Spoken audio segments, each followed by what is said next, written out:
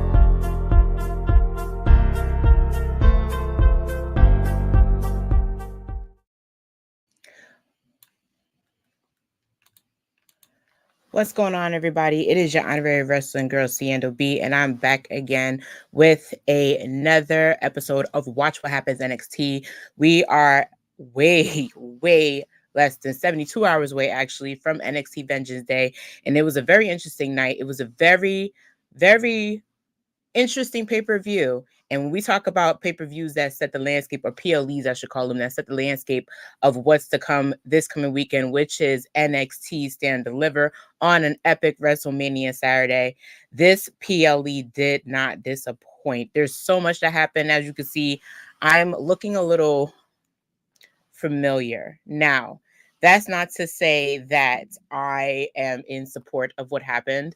That's not to even say that I'm happy about what happened. This is more of what they say when you do stuff to cope, like a coping mechanism.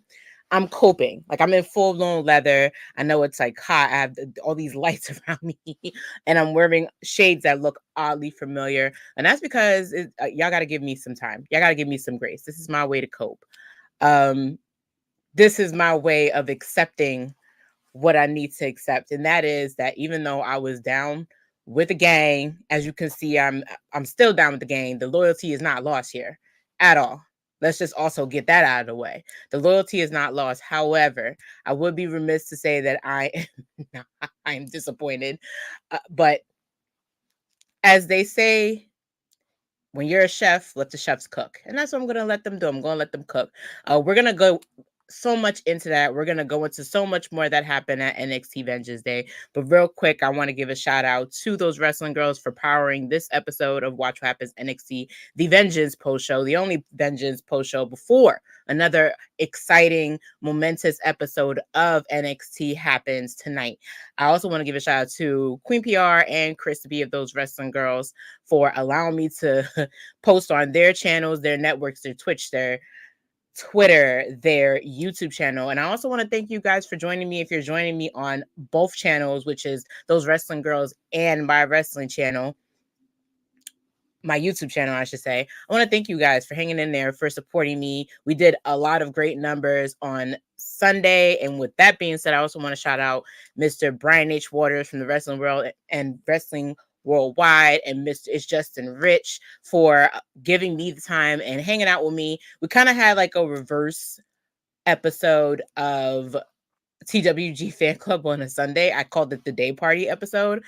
We dived into a lot of predictions. We dived into a lot of things. We got into a lot of nit grit when it came to Vengeance Day and the NXT roster and who we thought was going to win. And some of our predictions were right. Some of them were wrong.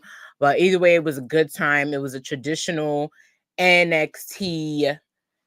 It was a traditional fan club episode. I couldn't complain. I can't complain at all. Real quick, if you're interested, do follow me. Well, it shouldn't even be if you're interested. If you're on this channel right now, whether you're TWG or you're with Seindole B on YouTube and on X, you should be following us. You should be literally tipping the subscribe button on both channels so you don't miss another episode.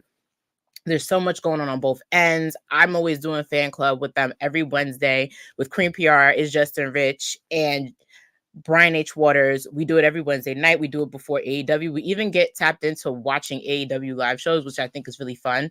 So they're not to miss. The girls have been up working, grinding day and night to provide you with brand new content for those wrestling girls. They have interesting interviews up right now. They have an interview posted right now on their YouTube channel with Krista Love, who that interview, if you have not watched yet, is really good. And they also got a lot of stuff cooking. You also have sound off sessions with Krista B, Chris Contradas, and Pablo Don happening every Friday. And also shout out to Krista B, because Krista B, I'm not going to get too much into all the madness and the hoopla. That's not what my channel's for. That's not what I'm here to do. But she's been sounding off and making some banger points. And that should tell you that if you don't know what I'm talking about, maybe you should follow her on TikTok. Maybe you should follow the Patreon, because they drop exclusive content there too. She's been sounding off on a lot of things. Her sound off today was banging. Like it hit the note on this community. I don't know what's going on. I don't know what kind of water y'all drinking. I don't know what kind of food you ate today. I don't know if you didn't get enough sleep this weekend, but it seems like the toxicity in this community is just on a rampage. It is on, it's getting to a collision. Like it's people want to lay the smack down. People being a little too raw. It's just too much going on. There's way too much going on. And her bullet points meshes my bullet points. It's was never that serious. Like, it's meant to be a fun, awesome, thriving community. We're supposed to be excited. WrestleMania week is coming up. It shouldn't matter who's on the card, who you like, who you don't like, but everybody should be coming together. If you're a fan of the space, should be coming together. But some people, they ain't getting the message, unfortunately. But all in all, like I said, if you have not tapped into that content, that Patreon, or any of those things, please do tap into it. I'm going to get into a lot of things that happened mostly on Vengeance Day. So this might be a little bit of a shorter episode, but I do appreciate everybody who's coming on in this space. I'm going to try and give everybody some breathing room also to get up on NXT. And I just might rant, because I don't know. Now I got this outfit on and something might happen. Real quick to get into the chat. Yes, Matt, we're on the road to stand and deliver. I thank you so much for joining in with us. Rakarsha, hey Rakarsha, hey honey, how are you, honey? Girl, I know she's probably mind blown. Look, let's see, people are already coming for me. Look, the Nile is not a river in Egypt. Gang is done. They not gang. Listen, y'all are fickle, so I'm not gonna sit here and go into semantics. It's Trick Mellow Gang forever. It's Trick Mellow Gang. It was the memories. If y'all were not, listen, when you see, I'm already getting ahead of myself. Ooh, see. Listen, shout out to Four Sides of the Ring, who was there with us.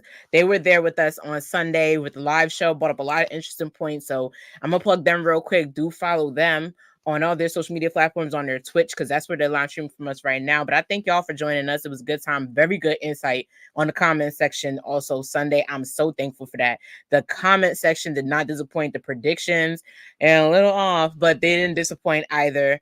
Here's my best friend being a mess tone. Are we on the air? Yes, we on air. So act proper. Behave. That's all I'm going to tell you. Listen. We'll try and skip the racist undertones here. Yes, whatever. Team light skin. But anyways, gonna put on a quick commercial. And when we come back, we are going to dive into a lot of segments that happened on the pre-show, a lot of things that were said, a lot of points from social media. I have all that written down. I have everything ready and stand, so I can give myself enough time to put on a memorial for the Trick Mellow Gang that I know this team deserves, and go into a deep analysis on why this had to happen, why Carmelo had to do, why the brother pulled, why he pulled the ultimate backstab. I said I haven't been this heartbroken since Molly and Issa decided not to be friends anymore on Insecure. So that's where my heartbreak lies. But all in all, yes, it's gonna be a good episode. I'm gonna dive into a lot of points, a lot of things that I saw. It's just gonna be great. So I'm gonna roll these commercials real quick, and I'll be right back with y'all. It's really inspiring, and I really feel like like representation definitely matters, and if you don't have that representation, you're gonna get nowhere. Like you're just gonna feel lost.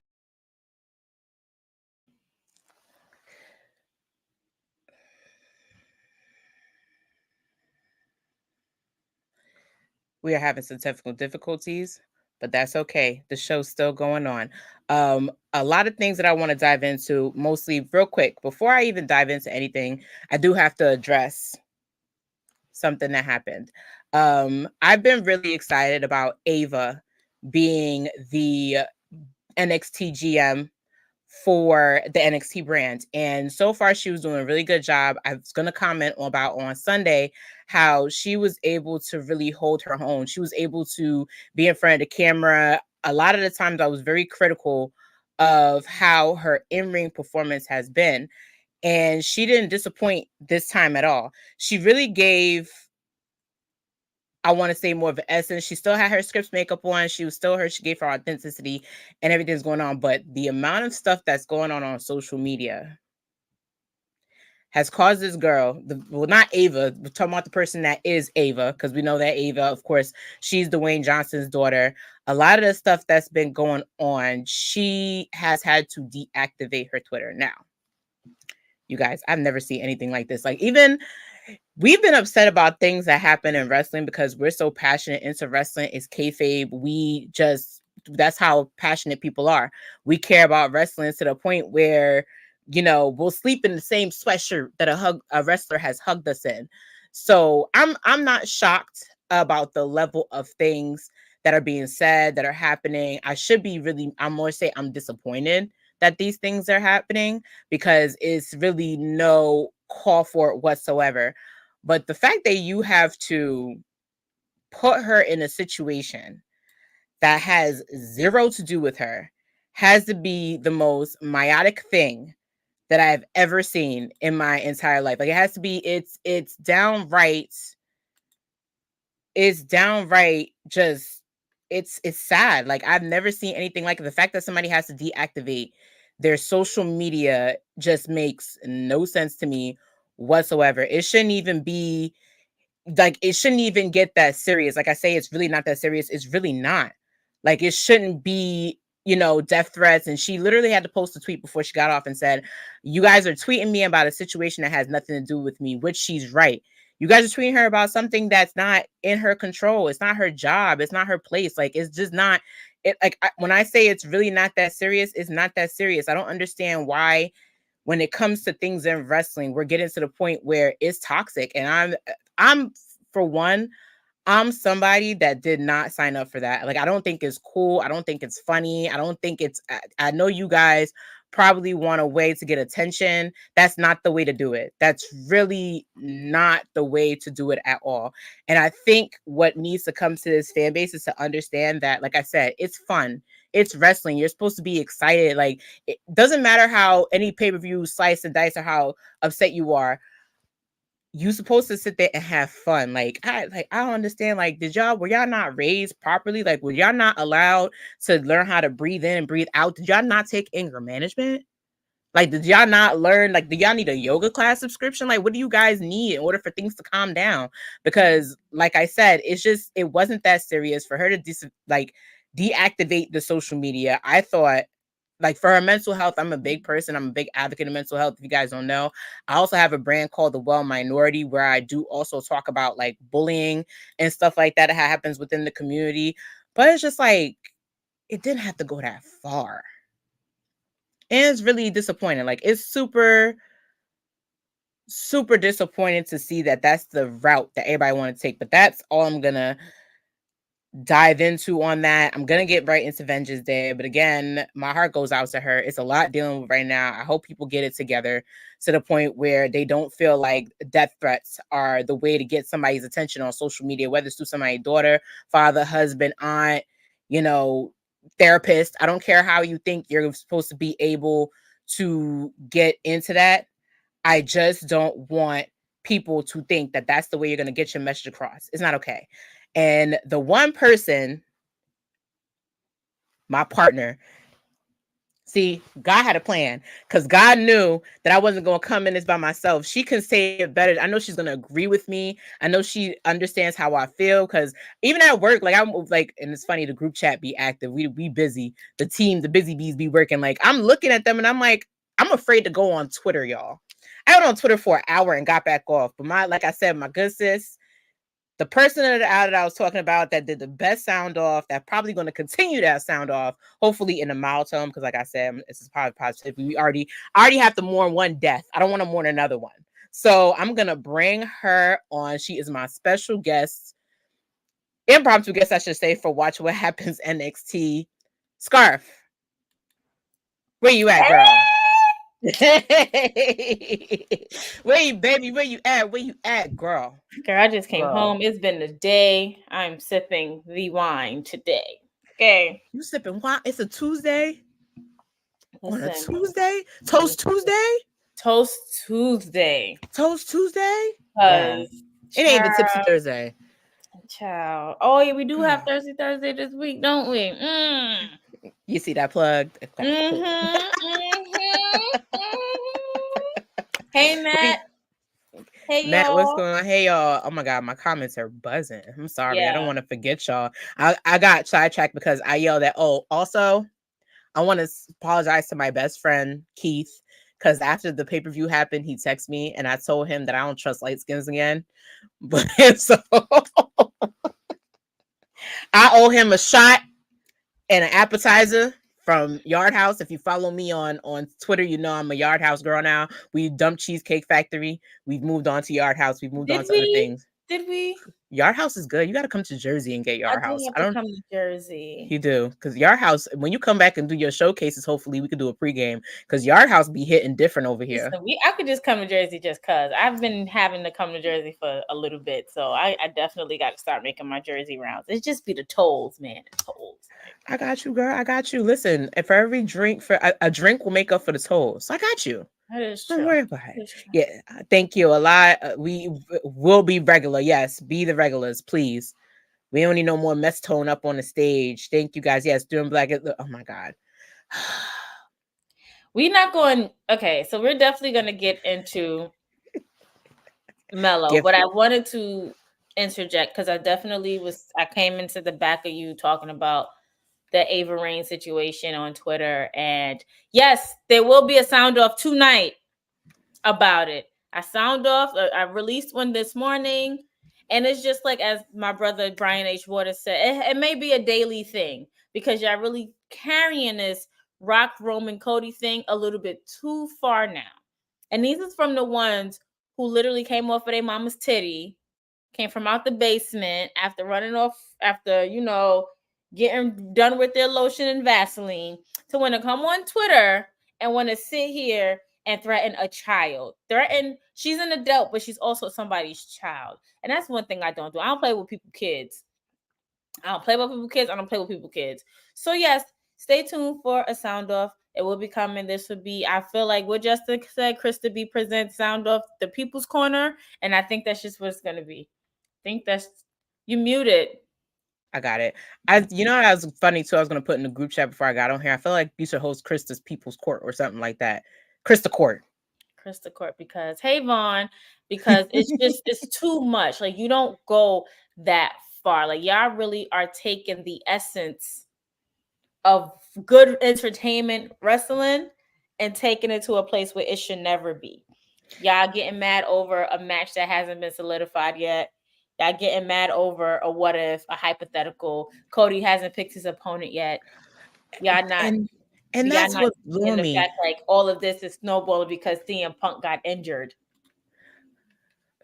Once again, it's all on Punk. Well, not all on Punk. I actually blame Drew. I blame Drew for everything now. He's my scapegoat. I mean true, but Hill Drew is doing what he needs to do to carry it. But I like it though. Yes, let it still be Rock versus Roman. Like, we're not talking about for a title. We're not talking about, and we know that Roman is not dropping the title to The Rock. We know that for a fact. We know exactly, but it's people don't. People not getting it. I don't know what it is. Stay tuned for this sound off that I'm about to drop, because it will definitely be a lot more cursing. It would definitely be a lot more cursing. Absolutely.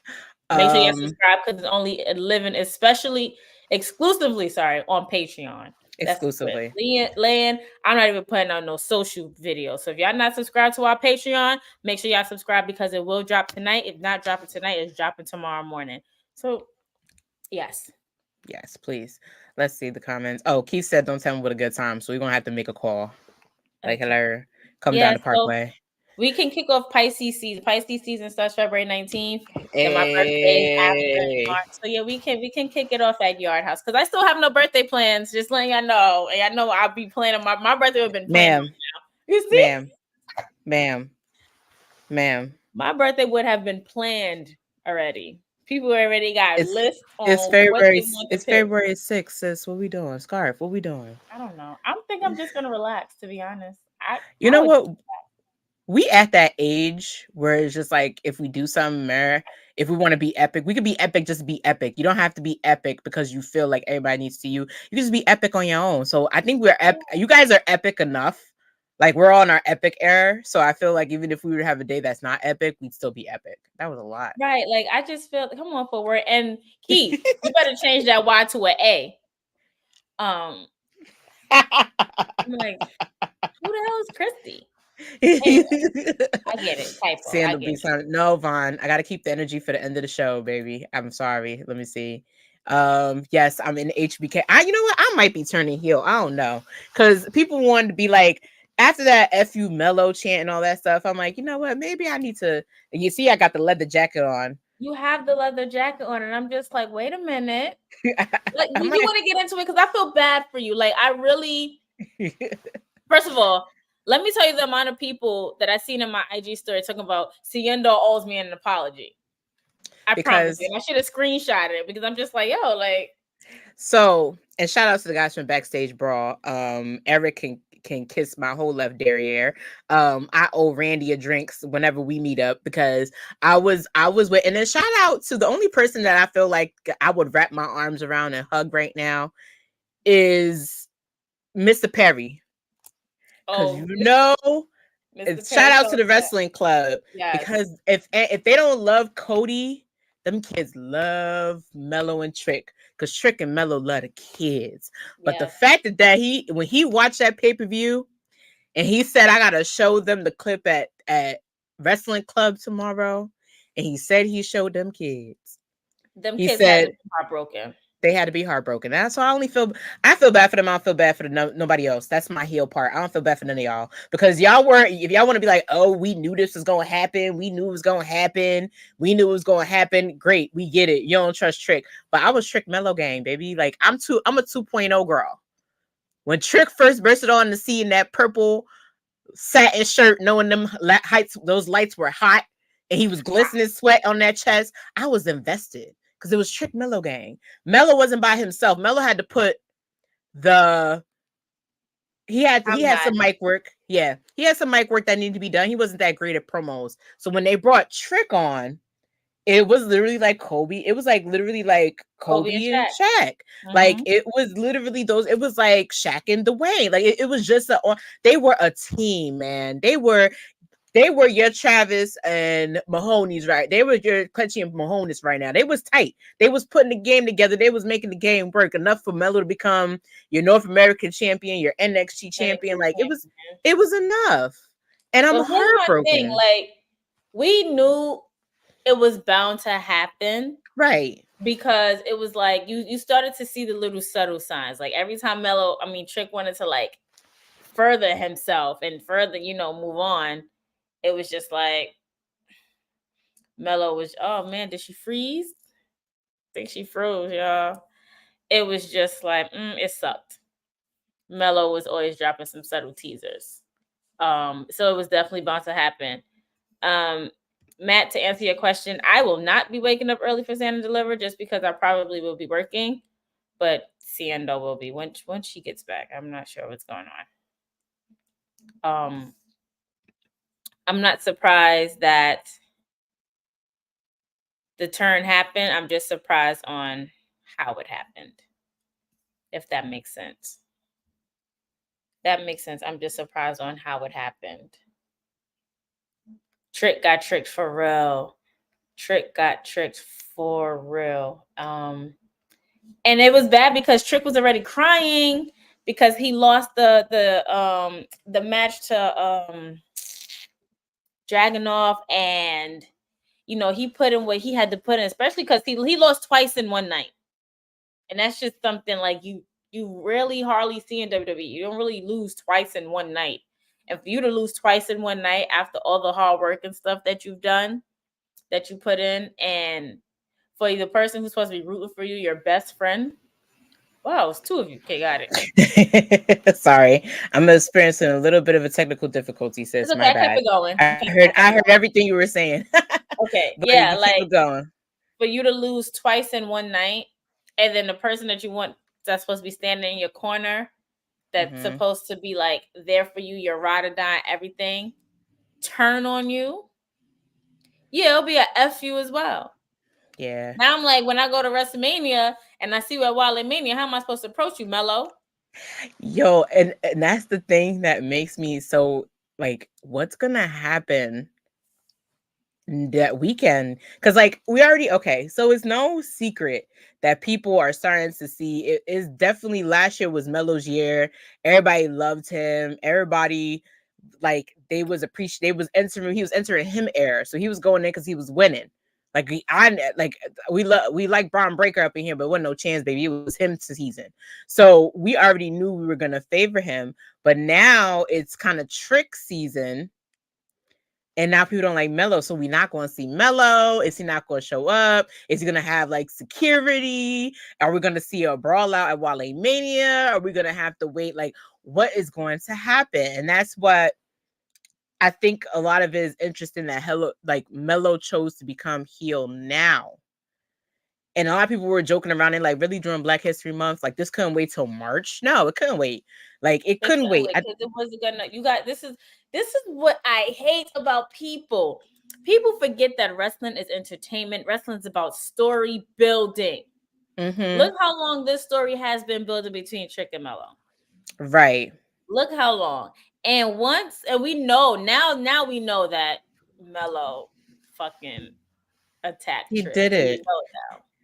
He And did you know it. what's funny? Even okay, so we are gonna do a little recap. So my episode today, Miss Scarf, is how we got here. So I'm gonna recap all the segments on how we got here, and then I'm going to literally talk about the match in the finale. So we can start with how we got here from the turn because that's the most important topic of the night. I don't really care for anything else. Well, I do care about that calendar because I wanted the calendar and it was sold out, so I was gonna give it away. But now the calendar is sold out, so I'm gonna talk about that too because I got a sound off of that one too. But let's get into the Trick and Mellow thing. So a lot of people were posting clips as to how they knew he was going to turn, and my biggest clue was when I watched it back on my recap when Trick got attacked, there was a chair in the background. And I didn't realize that the chair was open and banged up when you look at it. But Mhm. Carmelo had literally took his hand and banged the chair away like he was upset that his boy had got hurt. If I'd have saw that, I probably would have then been like, nah, he did that. I probably But would you have. wanted it so bad not to be them. Like you wanted it so I bad. But then wanted so it's just like bad. WWE is definitely known for recycling, revamping, refurbishing storylines. You understand? Like Mm-hmm. that attack was definitely the real to SummerSlam 2002 between Shawn and Triple H. Or even that. Remember when JTG broke up with Shad when Crime Time broke up? Yes. But it wasn't no backstage attack stuff. It was just that I'm sick of you, so I'm ending this right now in the ring type Yeah. stuff. Yeah. So It was it all was of that. it was all of that, man. Like Just like when Gigi Dolan and JC Jane broke up when Bailey did the ding dong hello on NXT and the whole still setup. It gave you barbershop. it gave you barbershop. It Like gave you barbershop. even the leather jacket. Right. In the Somebody same tweeted leather never jacket touch your you light found skinned him man in. in the cropped leather jacket. I said, that's true now, Mello. Come on now. That I'm never gonna look at another fine ass man in a leather jacket ever again the same way. I'm just That's just how I feel. And the thing is too, where I like with this build up though, I will say this.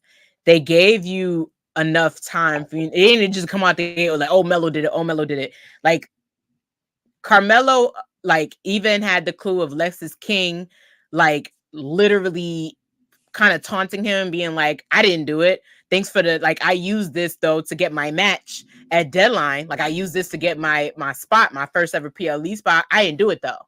But I Right. think you know who did it. And even with Ilya like trying to tell Trick, like, dude, I think you need to worry about Melo and put your focus in the match instead of worrying about whether or not who attacked you.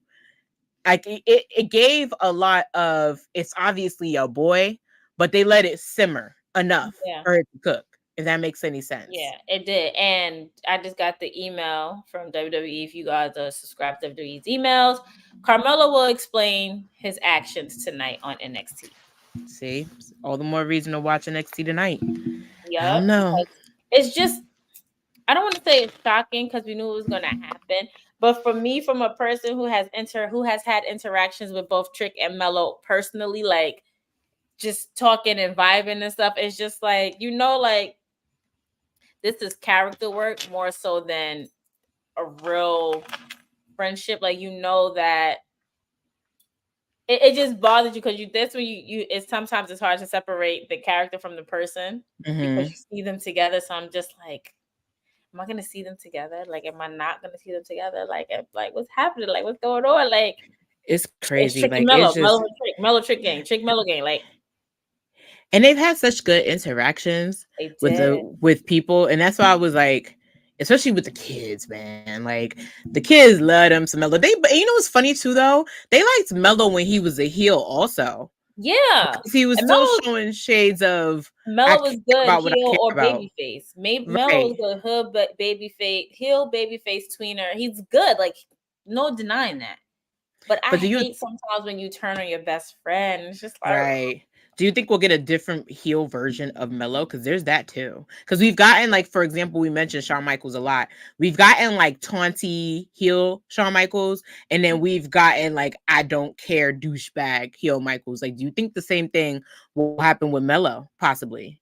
yeah, I do believe that we would definitely get a different heel, is like an elevated heel version of Mello, especially because like I see Mello being called up to the main roster soon.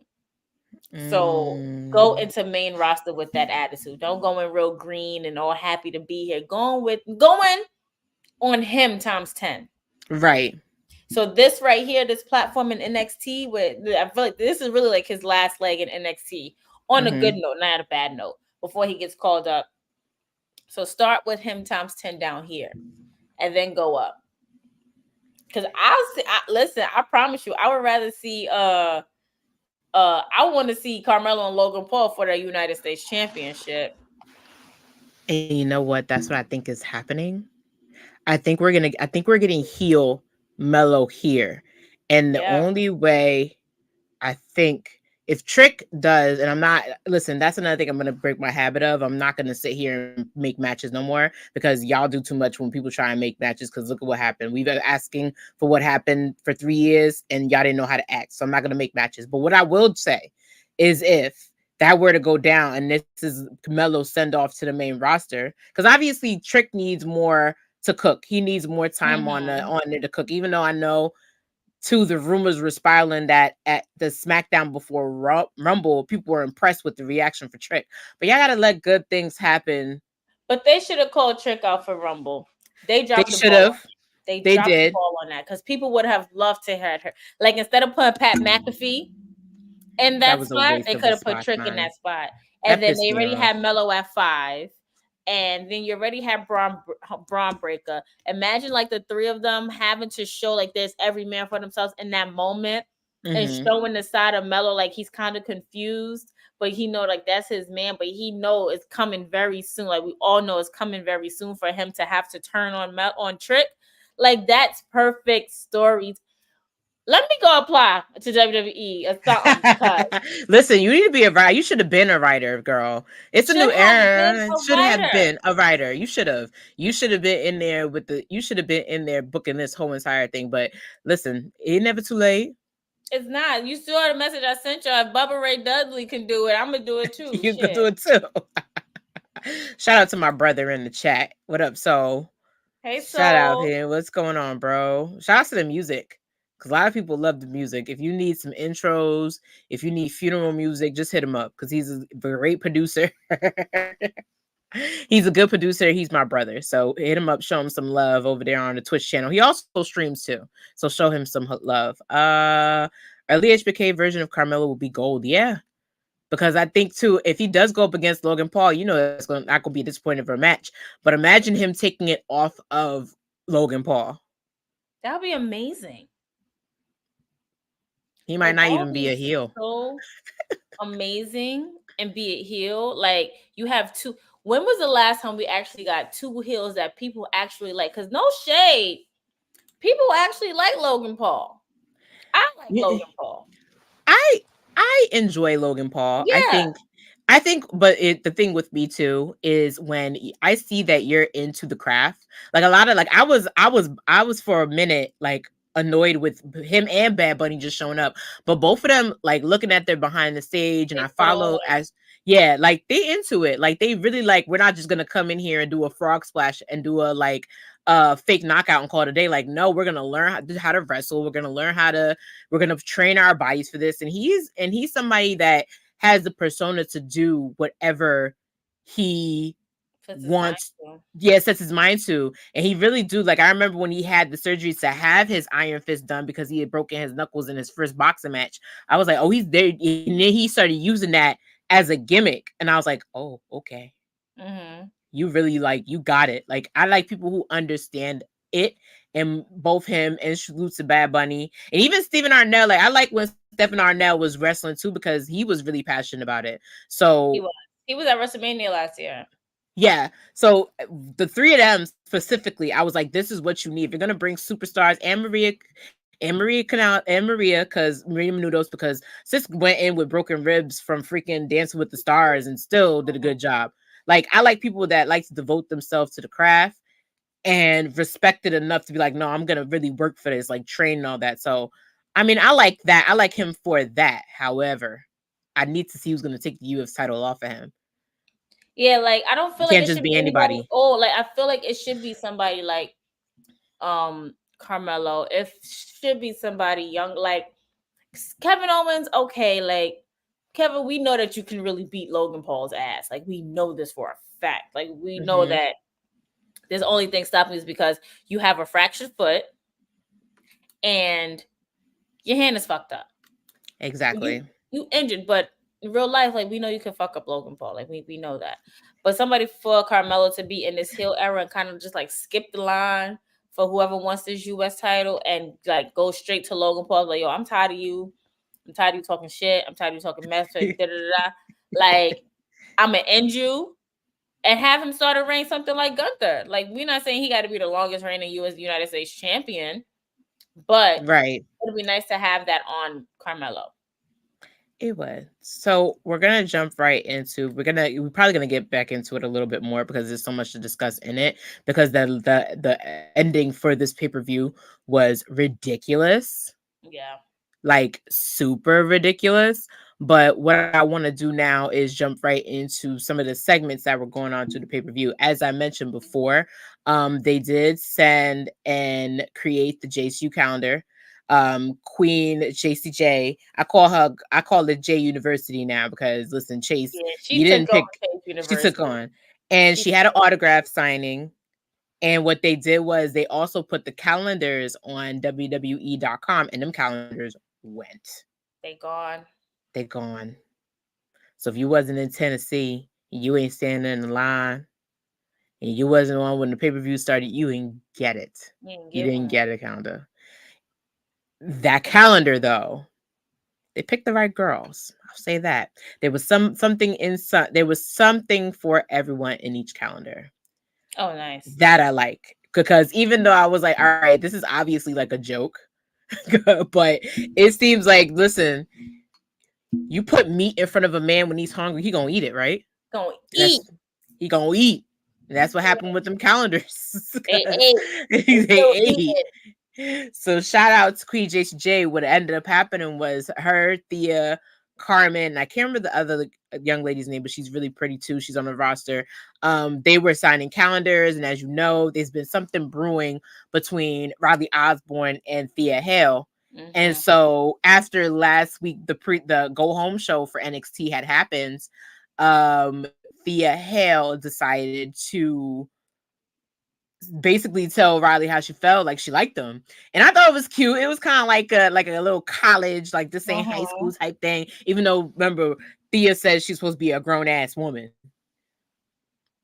But she still gotta learn. She got a way to go. She don't know how to talk to the boys. She's still shaped like a high schooler.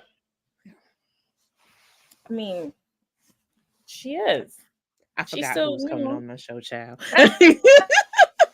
I mean, okay, sorry. You ain't no. Go ahead. We keeping it 100. We keeping it. I mean, Thea Hale literally, she's young, she's beautiful, she's talented, but she is shaped like she is.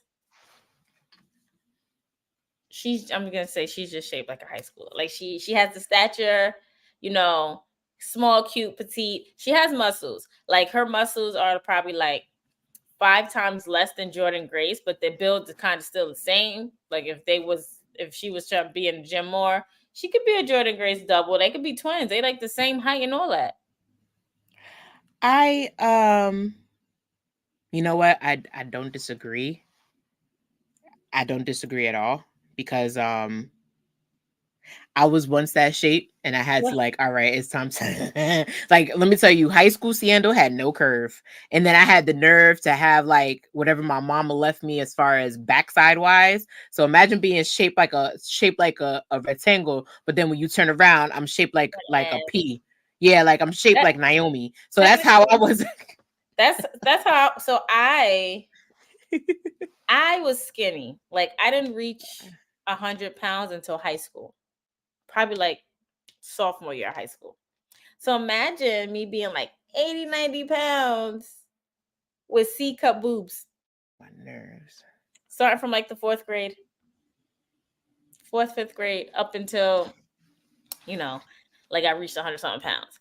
So I get it. Like my mama, being that she had 2 girls, my sister caught the bottom half and I caught the top half. Like we equally got, distributed the right stuff. But and then when I grew hips and stuff, I was literally shaped like a Coke bottle for one summer.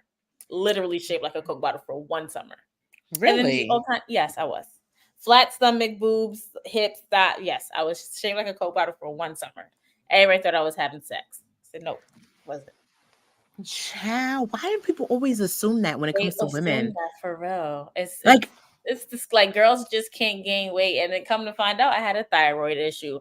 It's fine. My thyroid's okay now. It's fine. Okay, but like I feel you, because people be like, this. I want to say it was the age of the BBL, and for some reason that people were like, "You're African. How come you don't have hips? How do you have this? How do you don't have that?" I'm like, because I'm not genetically modified.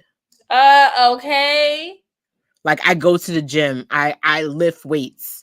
I'm not genetically modified. I'm sorry if you think that that's what like all African women look like, but some of us weren't given birthing hips. Okay, I wasn't one of them. My mama didn't have birthing hips till she birthed us. So I don't know where that ideology always came from. They're like, yeah, but you should be. I said, because again, I'm not genetically modified. Where do you listen? BBLs had to come from somewhere, and they were always done in other countries. Where do you think some of these African models were getting them done?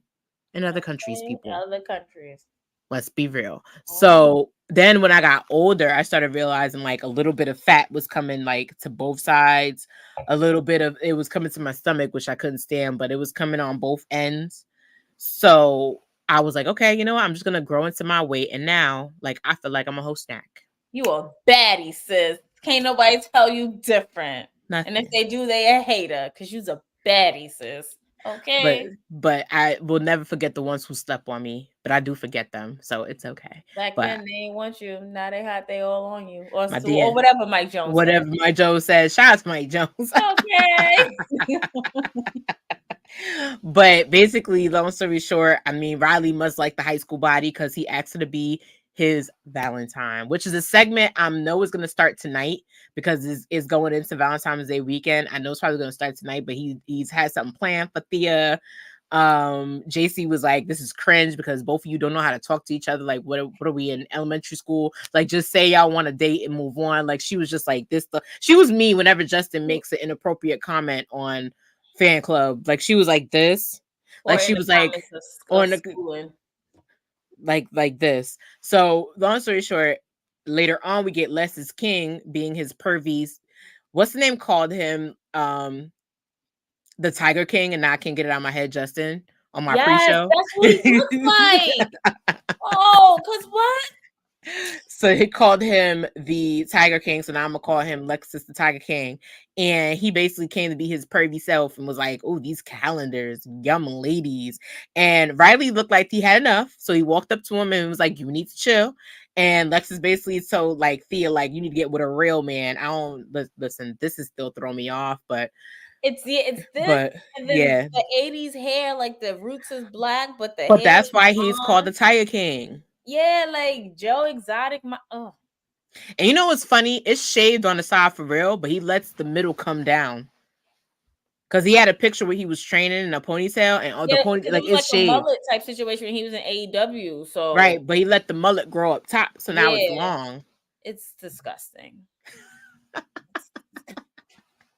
It's disgusting. Like, So basically, long story short, they brawled it out. They messed up the signing because people were signing the calendars. So now they have a match tonight. It's going to be Lexus King versus Robbie Osborne in a one-on-one situation. Probably going to be Chase U on his side because that looks like the angle that is going with Chase U just getting his school back or whatever. Let's see how the calendar sales did. Hopefully he get it back.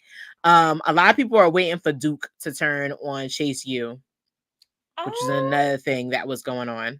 I'm sick of the turnings. Like, I'm sick of it. Like, we are still dealing with Mellow and Trick. Like, let us have some type of calmness. Like, please, like, do it next month. Let that be right before Stand and Deliver. Don't do it now. Like, you stop breaking our hearts, okay? We are still recovering from Trick and Mellow. We still recovering. Speaking of people that are recovering, it looks like Kiana James and Izzy Dame are on a plan because they're tired of being in the backseat. They don't want to be babies in the corner anymore. They look like they want to be on their way to championship goals. Well, now that Lyra's done, it looks like with Roxanne and who is number one contender, they're also trying to be who's next in line for Stand and Deliver. And it looks like the first person on there, and I'm tired. Listen, I'm tired of us being attacked on Black History Month, but you can't help to stay away from diamonds that shine. And that diamond that's shining right now that they're gonna go after is one Miss Kalani Jordan. Now, Kalani, as y'all know, I am a Kalani stan. I love her. I love her ability. I love her enthusiasm. It looked like during the Battle Royal, same thing. She always ends up on the last four and never gets to the top. So I feel like that's what's going on here. Now she's finally getting put on notice. She's put the locker room on notice, basically. A lot of people are like, if it's not this person or Roxanne or anybody else, it's her. And Kiana and Izzy have a problem with that. So they set their sign. They had like a little baddie meeting or whatever, and they basically are going to try and knock her down a peg or two. I'm interested in how this goes because it will be a real test to Kalani to see how she deals with adversity, even though it's already adversity on what type of wood she has. Right. What do you think? I agree with you. I do think they're going to try to test her. Kaylani definitely has that potential to become a main eventer. She always is in like final four or bottom three or whatever, and she really never makes it. So I feel like this is really her moment or her time to shine, especially because I hate to bring this up, but you know how WWE is. If one go, the other goes. Mello goes. Kaylani's bound to follow soon. So why not put her in a position to where like she can take on any and everybody? She's amazing in the ring. She's very, very athletic. Mm-hmm. She has all that. I don't think I've ever heard her on the mic, but she has that quality regardless. She has that star power that can literally take her and launch her. So maybe this match between Kiana James and Kaylani and whoever else you said was included, I don't remember. Izzy Dame. Is yeah. Um will definitely put her at another level, like cement her to put her to another level. I agree. She's getting there on the mic. Hasn't had a lot of mic time. The only time she's really had mic time was a segment between her, Dana Brooke, and Cora Jade, which it was full of positivity. Like she pumped with positivity. I give her that. And then when they had the panel for the Iron Survivor channels, I thought she had a little bit of sash. Like she's definitely built one. She's not one to miss on confidence because Lash had said, well, Tiffany had said like, I'm a gymnast too, and her response was, Tiffany, let's see if you can keep up with me. Period. Period. Snatch them. Show me. That you can tell me. Snatch them, Kalani, from the root to the tube, honey. Because she snatched, and that's where I didn't have a disagreement with them always putting her number one. I feel like she's definitely championship material. Yeah, I don't see sure. a need. Yeah, I don't see a need for a change in any type of attitude. I feel like she's somebody who's very workhorse. She's a female workhorse. Yeah. Yeah. And that's what I like. Like, not everything agree. has to be handed to you. Yeah. Oh, sorry. No, I'm saying I agree. I'm saying I agree with you. So let's see what else happened. It looked like we got a really creepy message promo wise, and the last time we got something this creepy or this something insightful was when before Lexus King showed up. So I did take screenshots of what was said. So I'm gonna read it out to you, and me and you can talk about what we think that means. It says, a man has three faces: the one the world sees, the one his family sees, and the real one no one sees, but reflects the evil he truly possesses. So it was something that came on before the Obama family match. And I found it interesting because it was kind of like the riddle. It's riddles. Like they never really do riddle segments like that. They always do like subliminal messaging. Like I thought the Lexus King angle to introduce him was kind of perfect because all you saw was the TV, but automatically because people know the history of Brian Pillman, they already knew automatically it was obviously Brian Pillman Jr. coming to NXT. But this was a little different. So, what do you think is happening with this? In your opinion? This is giving me Attitude Era vignettes of when Kane was about to arrive. Oh, I remember those. Yes. Of course, like I didn't think about that. Of course, Paul Bearer was talking about, Taker, your brother's alive, Kane's alive, whatever. But when those vignettes started to roll, or even the vignettes when Undertaker was injured and then he started to come back, and those vignettes of like the three little girls, and he's when he come back as American Badass. This is what this was giving me. Like as soon as you said a man has three faces, first I went to McFoley. I instantly thought about McFoley, Cactus Jack, Dude Love, Mankind, because it's just like what? But then you said evil, and I'm just like, McFoley wasn't evil. He was crazy, but he wasn't evil. He wasn't evil, right? So it's giving something like that. Then with Shawn Michaels as the helm of everything, he's gonna incorporate some Attitude Era style, vignettes and scaries and whatever to get the crowd on their toes and get fans on their feet to try to figure out who it is that they're talking about. Because I have the slightest idea. I don't know who left and came back. I don't know who's injured or trying to revamp themselves.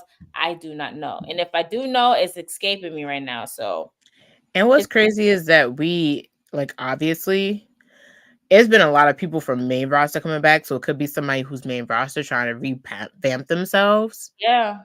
It could be somebody who we haven't seen that's injured coming back to NXT. Yeah, we just don't know. We just do not know. I like that. I like that. I don't know. The fun of it. Like, kayfabe is really a thing in this situation. Even with social media, like, kayfabe is really a thing in this situation. So, I like that too. I enjoy that. Keep me in the dark. Keep me in the dark until it's time to come to light. Absolutely. So, with that being said, I am going to. It could be Bo Dallas or Uncle Howdy. It could be Uncle Howdy. I think they Mm-hmm. could be making Uncle Howdy a thing. I know a lot of people, and you know what? I don't even care. Y'all, this fan base disappointed me so much this week. I don't even want to be like, oh, the people in the comments or people who always want it to be, because it ain't about that. Now I'm in my let it cook season. I'm gonna let this cook. I'm gonna let the two Samoans who want to fight at WrestleMania cook. I'm gonna let Cody's story never be a finishing probably for the next 5 years cook. I'm gonna let it all cook. Let it all stay on the stove. Let it all make sure Right. it's well Like, done in the middle and okay. the sides don't burn. Let's let it cook, you know? But Unless it's mac and cheese, and you gotta have crispy corners. yeah, nah. Yeah, you got it. And then make sure you don't give me Velveeta mac and cheese. I want old school dripping and cheese pull. Make sure I got a cheese pull. Oh, I I want got cheese mac and pull mac cheese and in there. I cheese. made mac and cheese this week. I'm getting over the bridge. Anyway, I'm coming over the Because bridge. we supposed to been have this potluck for how long now? Listen, Mania season coming up. Somebody gonna get Well, a we can do hotel that with for a. my birthday. I could probably We'll have do like that. another get together at the house. You could. There'll be a lot of y'all niggas in here. I ain't got time. That We'll brings figure me it an excuse to bring like 4 bottles of champagne because you know how I do. I'm out. crazy. Oh, Yeah, I'm crazy. yeah, we'll XP. figure it out. It's got to be a wine that everybody gonna drink and a champagne that you might have to hide in the cabinet. So that's how I mean. Let's see what happens. Ain't no You hiding it in the cabinet. I'm just we letting you gonna know. talk. Yeah, we You gonna say no hide in the cabinet. We gonna talk, but want to get into you know what? I think it could be Bo Dallas. I hope me it is too. Bo Dallas because I think the Uncle Howdy segment was really good. I want to see how he does though. If it's a wrestler, I want to see how that goes. I think that'll be interesting. Yeah, I think so too. I feel like, and being that we haven't seen Bo Dallas in a really long time, and Mm-hmm. given his brother not being here anymore and stuff like that, it will be a breath of fresh air to see him in a different element. Because the last time we saw Bo Dallas, it wasn't Bo Leave. He was with, who was he It with? was him, Curtis Curtis Axel, Axel. and they were in a fraction with somebody else. I can't remember who they were in a fraction with. Yeah, in the faction with somebody else, and I can't. I think it was it? Damn, I can't remember. Y'all let us know in the comments. But yeah, it'll be good to see him in a different light.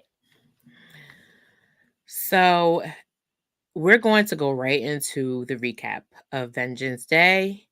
I call it the darkest day in Black History Month, obviously because everything was going on. Listen, we was losing. I don't know why they decided to do us like that, but that's how I felt. I felt attacked. Like I know Ava's the GM, but Sean. I think it's because we took the crowd out for him and gave it to Cody as King of the Negroes. I don't know. I think that's what could have possibly happened. I just you gonna face palm a lot. Like at the listen, he was the king. He was invited to the cookout, and then what's the name? Came, oh yeah. Oh hey Josh, thank you, Gersh, Mister. Thank you to the chat. Yes, they were called the Outcasts. I think it was him and one other person though. Him, Chris Axel, and one other person. I can't remember. They were kind of like 3-man banding it for a Was it while. like it wasn't Jack Swag? It wasn't Jack Swagger. No, they were like it wasn't Jack Swagger because I think Jack Swagger was gone at the time. It was somebody else. If it was one more person, just let me know because I don't Let me remember. see. Let me check the Googling. Okay. You want to check Google real quick. Don't be afraid to react to the Vengeance Day PLE. If you haven't watched Vengeance Day, yes, I'm doing a plug for WWE Pro Bono. It is on Peacock. The replay is up. Every moment, every highlight from Clarksville, Tennessee. And shout out Dickie Booski's not in my chat, but she definitely in the building. It looked like a pretty good crowd. It looked like your typical fan. So it was Bo Dallas, Adam Rose, and Curtis Axel. And Heath Slater. Oh yeah, was that where the I got kids thing started? Or Heath Slater, Yeah, maybe. I think so. And everybody kept saying he got kids. He got kids, and then they brought his kids from. He brought his kids. Yeah, he got kids. He said what he said. He said, "I He gotta got feed the kids. kids. Don't put me in catering to get fed. I gotta feed my kids." Right. That was that was good segmenting. I think that was when in the era where they were letting people cook their own like segments or whatever. I like that era too. So it wasn't a bad time at that It time. wasn't. It It wasn't. wasn't as slow. Yeah, my sound was about to be lit because Oh yeah, it was right after everybody got drafted, but him. Yeah, my sound off about to be lit, and I'm about to literally go to fuck off now after this headline I'm reading. You can read it out while we It getting says the into it. View host says Jay-Z's Grammy speech took away from Taylor Swift's historic win. Never mind. Forget that I told you to read that headline. Which View This host said this so that I know who to come after? just don't touch Sunny. I love Sunny. I met her in real life. She's No, it gold. I wasn't think it was one Sunny. of them. Sunny is one of us. Yes, It I love wasn't her. her. That's crazy. Like, why would you think? Child, I Girl, thought that Taylor Swift fans were crazy. We beat them today. I'm sorry. They were quiet. They were on mute today, even after because they that whole also news. calling her out for being disrespectful to Celine Dion. And let me tell you real quick before we get into predictions, you disrespect the beautiful siren that came out of the waters in slim and gold to deliver My Heart Will Go On, Celine Dion, like that. We're not cool. She's Taurus. She ain't one of us. We would never. Ever As in a life. Taurus, we would never. Ever in life. Not a Pisces, not a Scorpio, not a Taurus. No one would ever disrespect. Not even a Capricorn. Not a Cancer. And Capricorns be the most disrespectful. I love all my We would Capricorns though. never. Never. You would never. You would never. You give disrespect to the woman who braids the winds during It's All Coming Back to Me as her memories of her love was coming back to her, Celine Dion. How dare you? Taylor, And I that's know the you end I of know it. you I know you love struck. I know the NFL is treating you like a princess, but sis, get it together. That's all I'm gonna say. That's all I'm gonna say about that. And without further ado, we're gonna get right into predictions. First things first, it was the most bangiest of banging openers I've seen happen in a very long time. And it was, of course, to end the tradition that ends at all NXT pay-per-views, and that was the end. I'm not as good as Justin as impressions, so I'm not going to do it. The Dusty Rose, because the American Dream came up a few years ago. We're actually 9 years to the date, actually, that the Dusty Classic was created. Yeah. Um, and it wouldn't be. I felt like, and then when I looked at the history of it, it was great that it ended on a note that it did, because it gave a reason as to why this person returns to NXT. It gave a validation as to, even though he was once the top dog, he wasn't the top dog for a while, but now he is the top dog at NXT. We're talking about the end of the Dusty Rhodes Tag Team Classic with Braun Breaker and Baron Corbin going up against Carmelo Hayes and Trick Williams for the end of the cup. And as you know, they took home the gold. Your new Dusty Rhodes Classic Tag Team Champions are my guys on the left. It is Braun Breaker and Baron Corbin. They are your new champions. And I feel like this was the best opener out of that whole entire thing. It blew me. Like it was the best opener I that they agree. could have possibly done. I definitely agree. Like and nothing when it comes to NXT, the only thing that would surprise me is if anything was bad. For me, nothing ever comes off as bad with NXT. Especially from Really? somebody who didn't watch it from like inception, because I'm just like, what the hell is NXT? But then once I was sold, of course, on the Bailey Sasha Banks match takeover in Brooklyn. After Oh that, yeah. nothing ever steered me wrong with NXT. So that tag team match in the beginning, it's gold. Like something you could rewatch over and over and over again. It's definitely cemented in the classics. Definitely something you could watch, to tell the kids to watch, the grandkids to watch, threaten the grandkids. But if you don't do what I tell you to do, I'm gonna do that to you. Like amazing. You gonna threaten the kids, Chris? You gonna threaten the kids? Oh, listen, it's my specialty. But congratulations to that. And you know what's funny? You know what stuck out to me the most with this match? I feel like and knock me if I'm wrong, it's the perfect send off for Braun Breaker.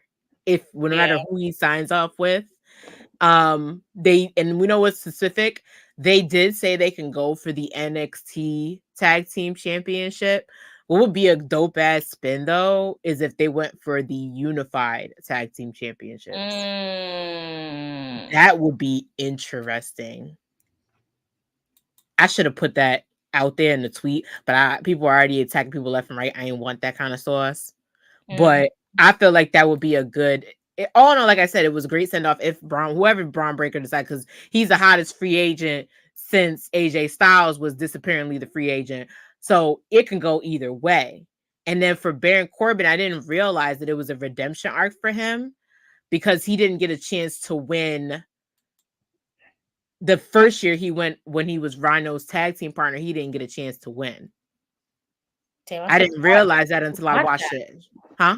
I forgot that. Me too. A lot of people did, and I was like, when I heard Vic, and shout out to Vic, Vic, protect Vic Joseph at all costs. He had to deal with Wayne Barrett again, who Wayne Barrett didn't disappoint. As we all said, Booker T was out.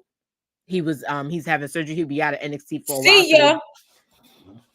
So they the North remembers, y'all. I'm sorry. The North remembers. So Mr. Wade Barrett is back in your fold as on the commentary table. So they brought him back. And what the one thing that Wade Barrett brought up was that, listen, sometimes you got to go back to the beginning to get back everything you want and find out what's going on. And he's right, because come on, Preacher Wade. Huh? Like, yeah, like you gotta get back in there, you gotta redeem yourself, and he didn't redeem. Like even the whole we make fun. Listen, they the Wolf Dogs. The mama naming the Wolf Dogs. I'm gonna call them the Wolf Dogs. They was the Wolf Dogs.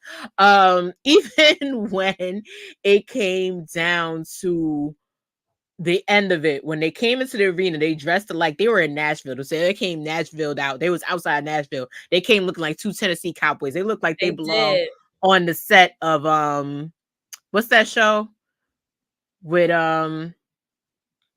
this is a show that everybody's obsessed with now. It's on Peacock. Yellowstone. Yellowstone. I know you talk about Yellowstone.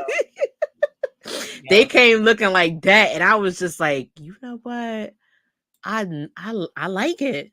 Like the Wolf Dogs got along. Like it gave, and like I said, one thing I give this credit for, it finally gave Braun some personality, which I felt like whether he turned heel or face, for some reason they always want to make him struggle when it comes to his personality. Like I look back at 2.0 in the beginning, and he was so baby faced, like he was so fresh faced. He had his daddy colored like Unirolls on and onesie on, and he was sitting there like fresh and ready for a match. But then when he got in the ring, it was kind of like a hypnotic bell, and he would just snap.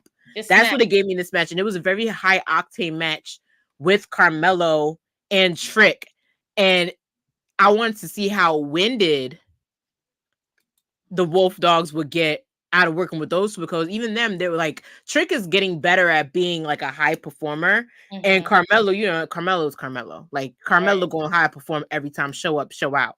But this match, it proved this comment right here. Hey. Oh wow, I haven't seen this person in a long time. Sorry. He was in his bag. Always.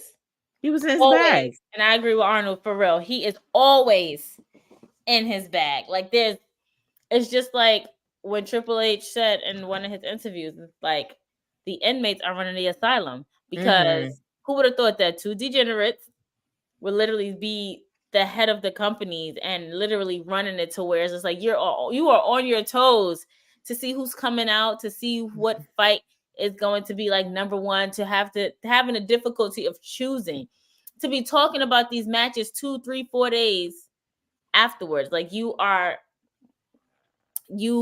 in the best time of wrestling right now. So yes, Shawn Michaels in his back, HBK, kudos to you. Kudos to you, honey. And even though and like I said, such a heel, they did like the two motorcycle thing. Yeah. Even that, like, I don't know if it was on purpose, because Corbin looked entertained by it, but Braun, you could have put on a leather jacket to be on that coat. Like you was on a Harley, honey. Put on the jacket. You have a jacket that literally says Braun Break. Why you ain't put it on, honey? Why you ain't like the ball missing? Pablo, he had to read with his finger to find the jacket that says Braun Baker. Why y'all do that to him? The man is a college graduate D1 athlete. Because he's a college graduate and a You know what? athlete You're does right. not mean. Oh, thank you. I ain't You're even right. thank you. You're right. Because I know some. We got to I get should know Pablo better. on here because I'm just Yeah. so. You're right. You're right. That doesn't mean smarts. Doesn't mean smart. You know what? I think Baron Corbin has. I think he has until Stand Deliver in him. I think if the cards are playing the way they're playing, if Braun's gonna do double duty, because he took both contracts on SmackDown and Raw, he didn't sign anything, so he just took the contracts just to have them. I don't know if they have the he ended up on Raw last night. Right, but he took that contract home with him. He didn't sign anything because he got to read.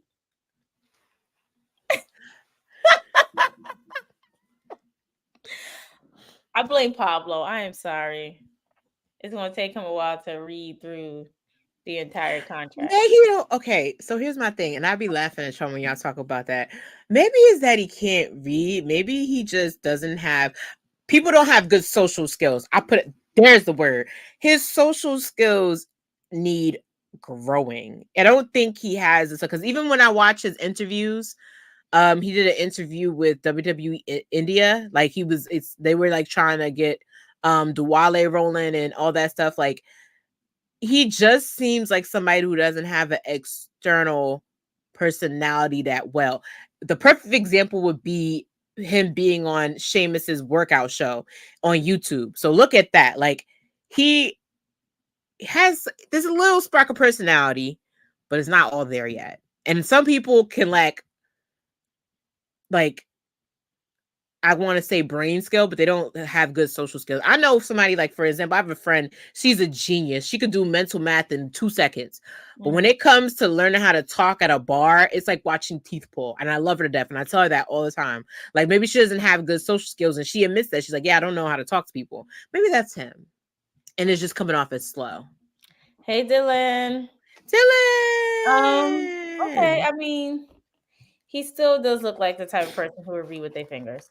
But that's not saying you can't read. It's just saying that you're very precise and you're taking your time.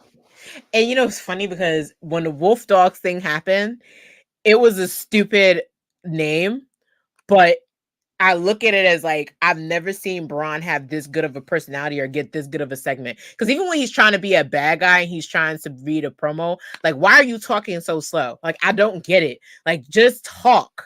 Like, why are you struggling to tell people that you don't give a goddamn about what they think?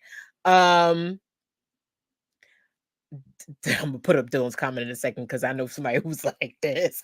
But like when he was so serious and he was like the Wolf Dogs. And then he was like literally he was literally like he was like, what did you just call us? Like he had to look, he was like the Wolf Dogs are on the hunt. He looked so excited. And then Baron was like, because that's probably the first good idea he came up with like mad years. So why you know, y'all coming so hard for this young man? I don't get he was like the Wolf Dogs are on the hunt. Have to read that with his finger. It was like a light bulb. And he was like, Wolf Dogs. Wolf Dogs. Yeah. And then what was the other one? The other one was Wild Boar. But it was the part that he was thinking about it in the shower and because he wasn't like, I always tell my friends to think before. I always tell my associates to think before they talk because some of the stuff they say they didn't think about it in their brain before they let it go. And he wasn't thinking before he spoke. He was like, I was in the shower and just started acting like he was showering himself. Why are you doing that? I understand because a lot of your thoughts, your best. I promise you, a lot of my ideas for those wrestling girls, even for my other brand, Unapologetic Eclectic, comes when I'm in the shower. Literally, I will literally, and P is my witness. I will literally come out the shower and text her, be like, "Hey, I think we should do this, that, and third. Whatever I'm putting in the note." She'd be like, "Oh, that's really dope." It comes from the shower. Like that's your moment to think, to get some clarity, and sometimes your best ideas come from in the shower. So kudos to Braun on that. He didn't have to use his finger. Kudos to Braun on that part. So you're saying to my public that you think of pee in the shower? I think of my brand in the shower. Okay. I think of You think that's what he was trying to making say? money in the shower. I I think think of the ways to elevate my income in the shower. now that I think about it, I also think of ways to make money in the shower. Exactly. And that's when your ideas come and start to circulate. I actually got out of the shower and then P texted me and I thought about doing a show. If that counts. See? It It was counts. after the shower. But it So counts. It counts. let's see. Dylan says he thinks about editing videos and Right. gifs Your in the best shower. ideas come in the shower. There's no way it doesn't. Your best ideas come in the shower. That's it. Your best ideas come shower. That because your shower is like you release everything. Your tears, your all the dirt and sweat from the night before. Like it's like a release. So once you release, you think clearly. And that's when like your best ideas. It comes. It comes in the shower. You manifest in the shower too. That's a fact. That's a fact. Let's see. Does Braun have the better spirit than Roman? Oh, listen to me very quickly, y'all. And hopefully the guys at four sides of the ring get to attend, stand, deliver. Until you have sat far beyond the graves of the ring of the floor, and you can hear the thud this man makes whenever his spears hit. I haven't heard it with Roman. I'm gonna say it that way. It ain't the top best, but I feel bad for anybody who has to. It's car crash. It's on car crash level. Yeah, he did. Like, I think Braun did Braun do a spare rumble? I believe he did a spare rumble. and you can hear it. Oof, chat. And you can hear it. Yes. And I hope Keith's still in the chat. He better still be in his chat. But he'll tell you when he came out and he bounced when you can hear this man run the ropes. He runs that rope so fast. The first spear happened like he never came into the ring. You can hear it, y'all. So as far as Roman, yeah, listen, there we go. That's the star comment right there. Look, there you go. Right freaking there.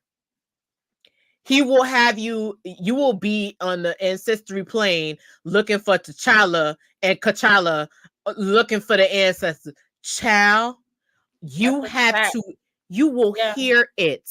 Yeah. Yeah. You can Love hear Roman, acknowledge my tribal chief all day, every day. But I ain't never hear somebody hit the mat the way they hit the mat with a Braun Breaker spear. It is wild. It's better than Edge's spear, but anyone has a spear better than Edge. Come on, Dylan. Come on, Dylan. I don't know. I'm leaving that one alone. This is your show. I'm just here. Well, you already know how I feel about Adam. So yeah, I'm done. And I have you out there screaming like Mufasa. Brother, help me. Real quick, Dylan, my sister is a teacher now, but 6 years ago, she thought Belgium was a brand of chocolate. Listen, like I said, book smart doesn't mean street smart. Use that as GFI. Book smart doesn't mean street smart. That is so wild. No. Moving on, we're gonna go to the next match. Speaking of crazy and street smart, we're gonna move on to a match that I felt like for a no DQ match, it gave me sentiments of like if Mick Foley had put his soul into Joe Gacy and just decided to wreak havoc at NXT. So I'm going to be talking about Dijak versus Joe Gacy, and Dijak did win the match by pinfall on a no disqualification match, but it wouldn't go without a little chaos. You saw a lot of things happen. Like Dijak just seemed annoyed that Joe Gacy was his way, and Joe Gacy was out there like, let's just come and have fun. I'm here to have fun. I'm here to ruin your life, and it's going to be fun for me because it was a lot. Child. There was a part in there where he was trying to lay out some little action figures one by one because it was a crate of little Legos and stuff. And he was trying to lay them shits out one by one on a set up table outside the ring to drop Dijak through. And he was kicking Dijak. I wish I could find a picture. Like he was literally, and I kid you not, setting them shits up like he was about to play with them. And then after a while was like, fuck it, and dumps the entire bucket of Legos onto the table. If that's not some Mick Foley type shit, I don't know what else is. Yep. You're I right. thought this match was gonna be entertaining for the night, and it was. Especially you can see in this picture that Dijak is trying to rip tape off of his eyeballs. Yeah, Joe Gacy taped his eyeballs with duct tape. That's yeah, that's duct tape. That's duct tape. And it was funny because, and I give Dijak the impressiveness overall. Like Dijak was able to land his one of his finishing moves on him, and then went for a pin because Joe Gacy had got out of the way. He couldn't see with the duct tape on his face. He missed the pin. My thing is that Joe Gacy, I mean, in pure WWE form and fashion, me thinking about Attitude Era or whatever, I'm just like, did they name him Joe Gacy because they felt like he resembled John Wayne Gacy, the serial killer? I think so. Yeah, it's kind of, so I can see like where the creepiness comes in at. Mm-hmm. And like especially with that match and how like he was just all giddy and happy and just like, oh yeah, slap me again, for like he was trying to get like an erotic arousal or something from it. Yo, it was so. Let me go back to it real quick. You see how Dijak is kicking a garbage can all the way on the left hand side? There was one point where he kept sitting up to get kicked. Yeah. Yeah, that yo, that with Justin. Yeah, I'm gonna tell Justin to put it in the notes. I'm tell Justin to put in the notes. Yeah, the Green Army Men. He had Green Army Men set up on the table, and he was setting them up like literally one by one, and was like, "I'm gonna put you through a table." I'm like, "What are you doing? Like in the middle of a match? Like, dude, like what are you doing?" He does need a new theme because he's not a part of Skids, but I get the theme kind of goes. Yeah, but the theme kind of goes along with his psychoticness, so I think they should keep the theme. I liked how they changed his background, like his entrance. I like how they changed it to it being one of the masks because they try to make him, and I get it, a lot of people miss GCW him, but GCW him is gone. He don't need to be GCW him. He doesn't. We don't need that. I don't need nobody to be nobody's GCW nothing. I'm triggered and I am scarred. Chris is charged. No. Chris, you ain't coming to for the culture. Listen, as long as there's no death match, Oh yeah, we're done. We done with death matches. Like that's my first. I mean, I've been to for the culture, but that death match, I'm just like, yeah, it's gonna be all right. I'm good. No, it was a lot. It was a lot. That's like the first and only time I ever let Math yell at me. What did he yell at you for? Because Mimi left and P left. So he was like, go ahead, Krista B, take your ass on out of here. I'm like, I'm good. And so it was your first death match. It was my first and last. I'm sorry, baby. Okay. I should have, you know what is funny? If I didn't know y'all were going, I would have warned you, like Krista. I'm telling you here right now. I would have, you know what? I wouldn't even warned you. I would have sent you a Nick Cage match and be like, this is what you're walking into. You make your choice. Because unless you've seen it, when I saw my first Nick Cage match, I was like, and Nick Gage is fucking. Yeah, I would have just sent you a Nick Gage match. It was the pizza cutter for me. And Dark Side of the Ring, we had the pizza cutter. I don't know who mouth. No, I went to a death match of his where he fought Homicide and ate a light bulb girl. He chewed a T5 tube light bulb. Nick Gage is gonna kill himself. He's already gotten like mass surgeries, punctured his kidney. Watch that episode of Dark Side of the Ring. I'm gonna say, wait a minute, what? My heart literally stopped for 2 seconds. I promise you. This is YouTube. I can't say that. He literally like he's already on a last leg. How he's still wrestling to this day, I don't know. He's on borrowed time probably. Somebody make me a shirt if they want to. Should Dijak be on the same caliber as Drew McIntyre? If it's a heel, yes. You think so? Absolutely. Like they could be heel tag team. Like I can see them as a tag team heel. Absolutely. Because this direction that Drew's going in right now, yes, absolutely. I can Can they? That's an interesting question. I can see. Should Dijak and Joe Gacy become? It would be like a Rock and Sock connection for me tag team. It would. You know, it's funny because Our Fire and Issa Dawn, a lot of people thought they should have been a tag team, and then they became a tag team, and it worked out. But they're also like the same in a sense. Like they're different, but they're the same. These two would be definitely polar opposites, like Rock and Mankind were. They were polar opposites, but they were two tough SOBs. So, or even it'll be like a Chris Jericho and Kevin Owens type situation. I think no, I like that. That makes a lot more sense. Well, somebody disagreed. Should have said Drew isn't Dijak isn't on Drew's level because Drew had to grow into his pettiness. Like and as much as I hate his ass, he done pissed me off Monday by doing what he did. This is the level of pettiness that Drew. Oh, you mean the shirt that I'm ordering? Yeah. You lucky I love you, and it's your birthday coming up. You can order it. No, you can order it. I do want to order that shirt because it's. Sorry, the neighbors are upstairs. Like, okay, if they fall through my ceiling, like, what the fuck? I was about to be like, girl, you need me to come over, girl? Grab the shake. Like, the neighbors is upstairs. Like, what are y'all doing? You need to kick in the doorways in the fofo. I do like the shirt, and I do like the fact that it shows a different side of Drew McIntyre. If y'all know me, y'all know I hate a whiny ass wrestler. I hate a whiny ass wrestler. This is why I don't like The Miz. This is why I can't stand him. He whines and bitch and moan too much. Well, at least not now. Then, now not so much. But for Drew McIntyre to literally, we don't speak of Chris Jericho. You are absolutely right. But Chris Jericho, what I will say about Chris Jericho, before AEW days, when he was still in WWE and doing what he needed to do, I was definitely a fan. So I can't take away what he's done in the past in WWE.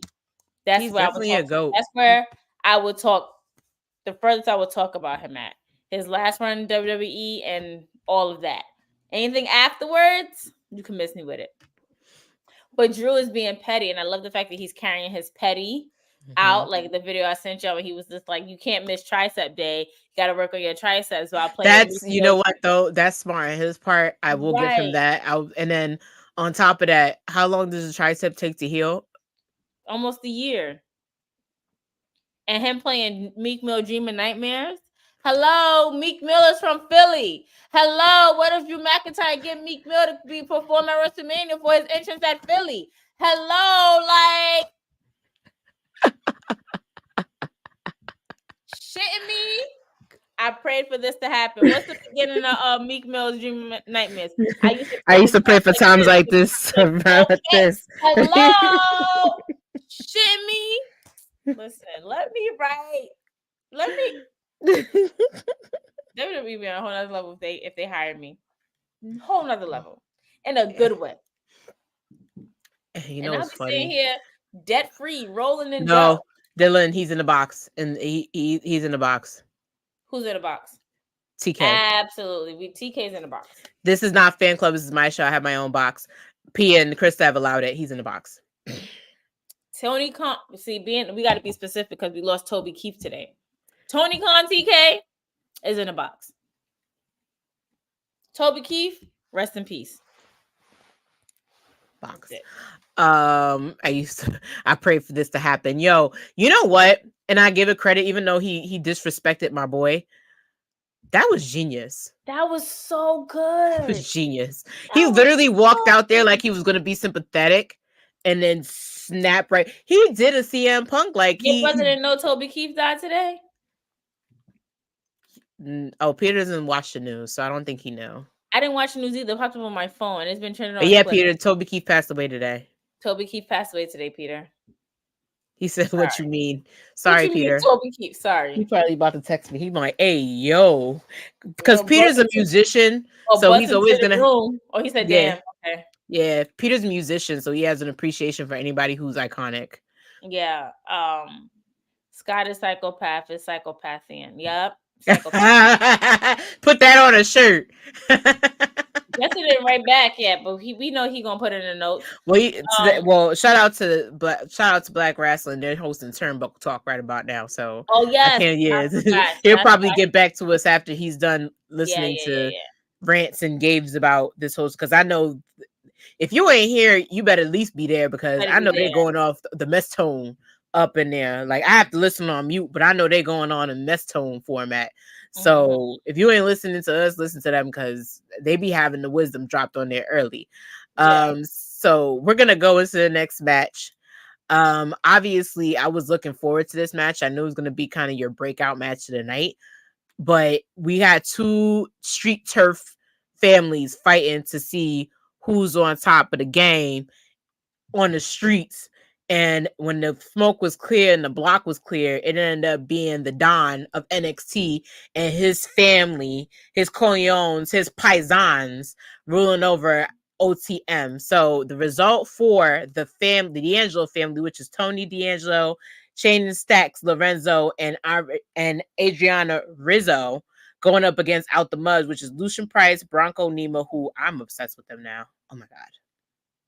We're gonna get into that, and with Jada Parker, with scripts on their ends, and they lost, and the D'Angelo family won. But I have a little bit of grievance with this match because scripts, what you doing ringside if you ain't Right. cheat?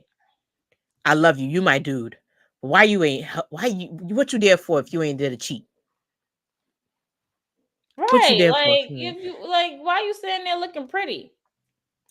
Listen. He was looking crisp. Looking real pretty. His Like baseball, what? I give him that. He was looking crisp, but your team and you got an equalizer, which is Yeah. Jada Parker.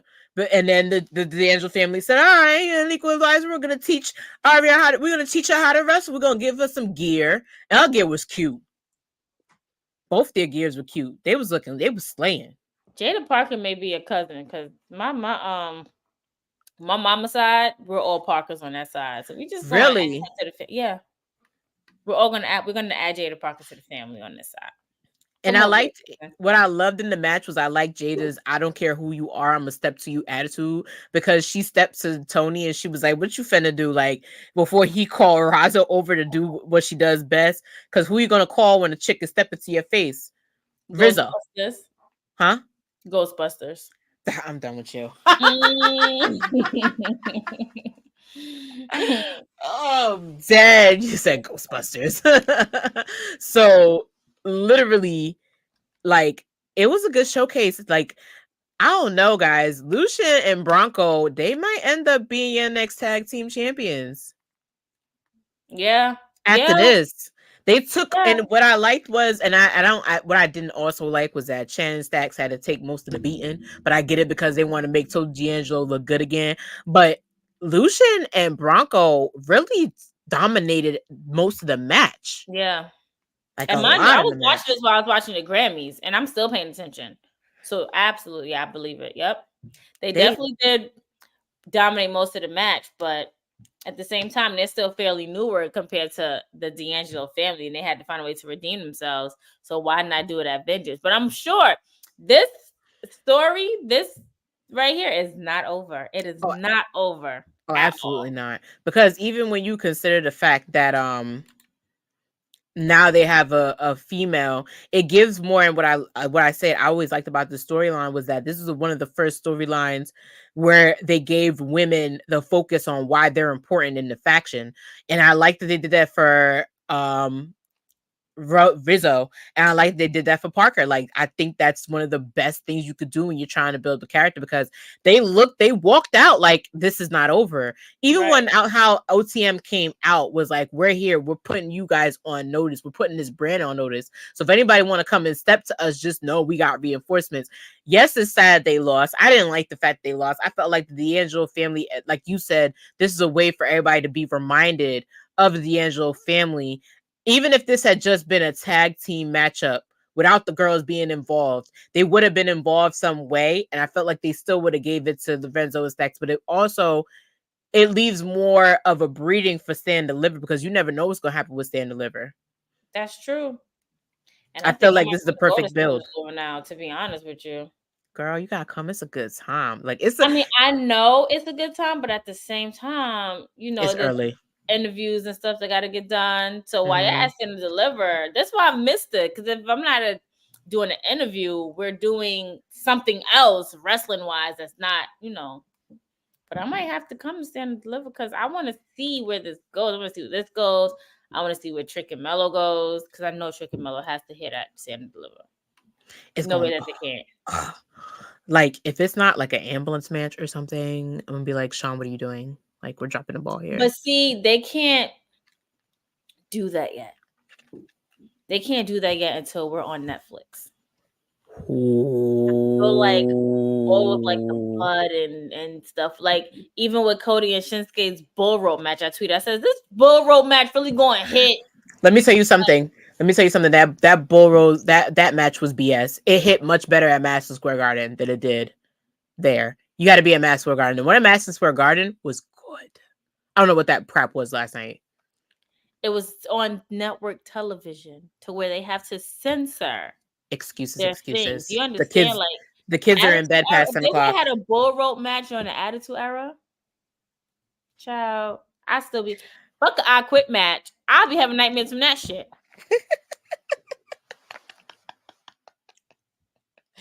A lot of people in the comments are like me. They like Miss Parker. Yes, I agree, Dylan. OTM should have won, hands down.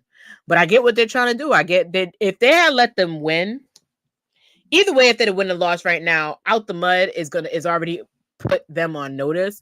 Is gonna build towards Stand Deliver, or it's gonna build into Roadblock. Either way, I feel like Out the Mud, our future tag teams, are one of the future tag team champions. I know when I talked about Obafemi, who we're gonna get into now, I say they're the only two that can probably size themselves up with Obafemi, because even looking at how powerful they were in that match, they like it was really looking like they were gonna win. Josh being looking at Miss Parker. Everybody's looking at Miss Parker. Hey, Miss Parker. Hey, Miss Parker. Hey, Miss Parker. My sister Out used the to mud. hate Yeah. that Friday came out because she kept her last name Miss Parker when I changed mine to Bryson, our daddy last name. Oh, she used to hate that. She used to hate that. He was like, hey, Miss Parker. A lot of people agree, same thing. Like Out the Mud they should have won. OTM should have won. I stand by it. They don't need scripts. Then they have Jada Parker. That I'm not gonna say, because Scripps is making deals that Out the Mud is gonna need, and that's what I need y'all to watch out for. Don't think that this loss just means they're at the bottom of the totem pole. No, because there's not a lot of tag teams right now that are focused on the tag team division. Like, I know they're trying to probably build up Malik and Idris now because of how great they were during the breakout tournament, but they're out. OTM is more focused on the tag team championships than any other tag team in that division right now. Like, even they put Axiom and Nathan Frazier together, that's going to do absolutely nothing until they get another. And then the only other team that I think will be focused on it is Hank and Tank. I like them, but they're back on Level Up for now because they need to improve with the No Quarter Catch crew, and them too. Those are the only teams that are left, but they're not all focused on the gold. They're all focused on developing themselves and getting their names out on NXT and being better. So if it's not Malik and Idris, because Malik and Idris have been the tag team longer than Out the Mud, it's Out the Mud that's focused on getting those belts. And Scripps is going to play a powerful name into it because he's a person that's going to sit there and make deals with Ava, who's going to get the job done, is getting the name out there, who's going to make sure that if they even have to clean the locker room, he's going to set it up so that happens. So Scripps, I don't want people to count Scripps out just because I say he ain't do enough. It was the first PLE they had. He probably wasn't scripted do enough, but trust me, keep an eye on him. He's like, Miss Jade is there to make sure that the women don't get involved. But I agree with Dylan too. Yeah. She too. She was real close to giving what's the name of run for her, like giving her a stack for her money. Because even that booty drop finisher she be doing, I'm like, that shit hurt. That's your rib cage, child. That's your rib cage. That's a fact. So you want to get into the next one? Yes, I think it. Yep, I think this might happen. I think this might even happen at Roadblock because Roadblock is March 5th. Oh, okay, yeah. I need, if it comes to a street fight, if it comes to a death match, no, we don't do death matches in WWE. If it comes to a bull rope match, if it comes to a no holds bar, I need it to be a 1980s, 1990s styles match. Like, don't put these names on it. Excuse me. Don't put these names on it if you're not going to deliver and literally give us a street fight. Literally give us a brawl. Give us a street fight. Give us a street fight to where there is blood to where there is literally you throwing everything, including the kitchen sink, the stove, the racks that's in the stove, because you know they still be warm, the burners, everything. Like, don't say street fight, don't say this and that if you're not giving us that, because it literally takes away from the match, because you're hoping to see one thing and then you don't You're see it. right. But with You're NXT, I really feel like it will be different because NXT has more free reign than WWE, SmackDown, and Raw. I'm waiting for it. I need it. Krista. What if Scripps goes for the Heritage Cup? See, this is why I'm telling you, don't count my boy out. Don't count him out. Cause it's 4-on-4. Don't count him out. Don't count him out. And I told y'all, Jada got the moves to back up her mouth. If she touches, I love it here. I'm so glad Right, I I started love with it this show. here. It's the best. Dylan, you are the MVP. You are up next in this season episode. I don't care what anyone thinks, because that just look at that. That's amazing. Dylan, sidebar, we're still waiting on our gifts from Sound Off last week. Just saying. Pablo's really wanting their gift from what you said he's gonna make the gift out of. I can't remember right now. But yeah, we're still waiting. Come to Stand and Deliver in Philly. It's a good time. It's a good time. It's like going to a high production indie show, but the crowd is just what makes it happen. It really That was is. crazy. I have yet to attend an NXT show. No, wait, I'm lying. About to My say first NXT show was when Bianca Belair was heel, and it was a triple threat. It was her, I think it was Miriam, and somebody else. So I went. That was Brooklyn, right? Wasn't that the last That stand was of in Brooklyn. That was During Brooklyn. WrestleMania 35. That was a good match too. That made me a fan of Bianca Belair. And I remember sending her the picture. She's like, "Oh my god, I was healed then." And, and she used to have that. What attracted me? She had that purple lipstick with the glitter on. I said, "Girl, you doing that?" And she used to smack her gum like this and roll her eyes and twist the ponytail. Come on, sis. Come on. Okay. She another one. If she turned heel, all the girls would cry. She would. If she turned heel, I don't think she'll ever be heel though. But she would be a good heel. She was a good attitude heel. I think she could be a tweener. I think so. She would be a great tweener. Like her being a tweener, like when she made, I need a picture of that. I need a picture of when she held that belt up and she had that attitude on her face right before she faced Asuka at WrestleMania last year. Oh yeah. I need that picture. I need to frame it and add it onto this wall somewhere. Onto this wall. Because you need it. No way. Somebody get Chris to that picture. Framed in the wall. Frame that one, and when Bianca and Jade have Becky and Liv Morgan up. Like I did not take my phone out in time to record that part, but I did catch them staring off at each other. So I just need that. I need them two pictures, and I'll be added right to the wall. Okay, strictly for the culture. If you're here, to the wall. Let's get it. So real quick, we're gonna get into this match. A lot of people thought it was that I want to call like a squash match, but it actually held up pretty own. It did what it was supposed to do. It put more eyes on what Obafemi could do in the ring, and of course, I'm talking about him defending his North American Championship against the person he took it from, which is Dragon Lee. But of course, the new ruler of NXT decided that not today at all. But he didn't go down. It didn't happen without a bit of a fight. I think Dragon Lee definitely put on better offense this time. Yeah, Tribal Zoe agrees with me. He definitely put on more of an offense in this match than he had before, because he knew he was going to against somebody bigger. So there was some moments where it looked like it took a lot. I'm going to do everything I can to take Obafemi down. But like, come on, bro. Like, who are we kidding here? Have y'all looked at this man? Like, right. It's like that's really a David and Goliath story right here. David and Goliath match. That's what it's giving. I see Gresham's thing. He said the takeover match with Bianca was a 4-way versus Io, Mia, and Kyrie, but it was Shayna, Kyrie, and Io. Yes, Mia was already. I think Mia was already on her way out, if I'm not Right. mistaken. But thank you, Thank you. Josh. Thank you, Gresh. But Um, for me, like I watched this match, and then it was just like Dragon Lee is amazing. Like I'm not mhm. never taking away from Dragon Lee. He's super amazing, super talented. And then Obafemi is just like so strong and so built, and it's just like this match will have you at the ends of your toes because this could have been an upset. It really could have been. And you It know was what's an upset. crazy?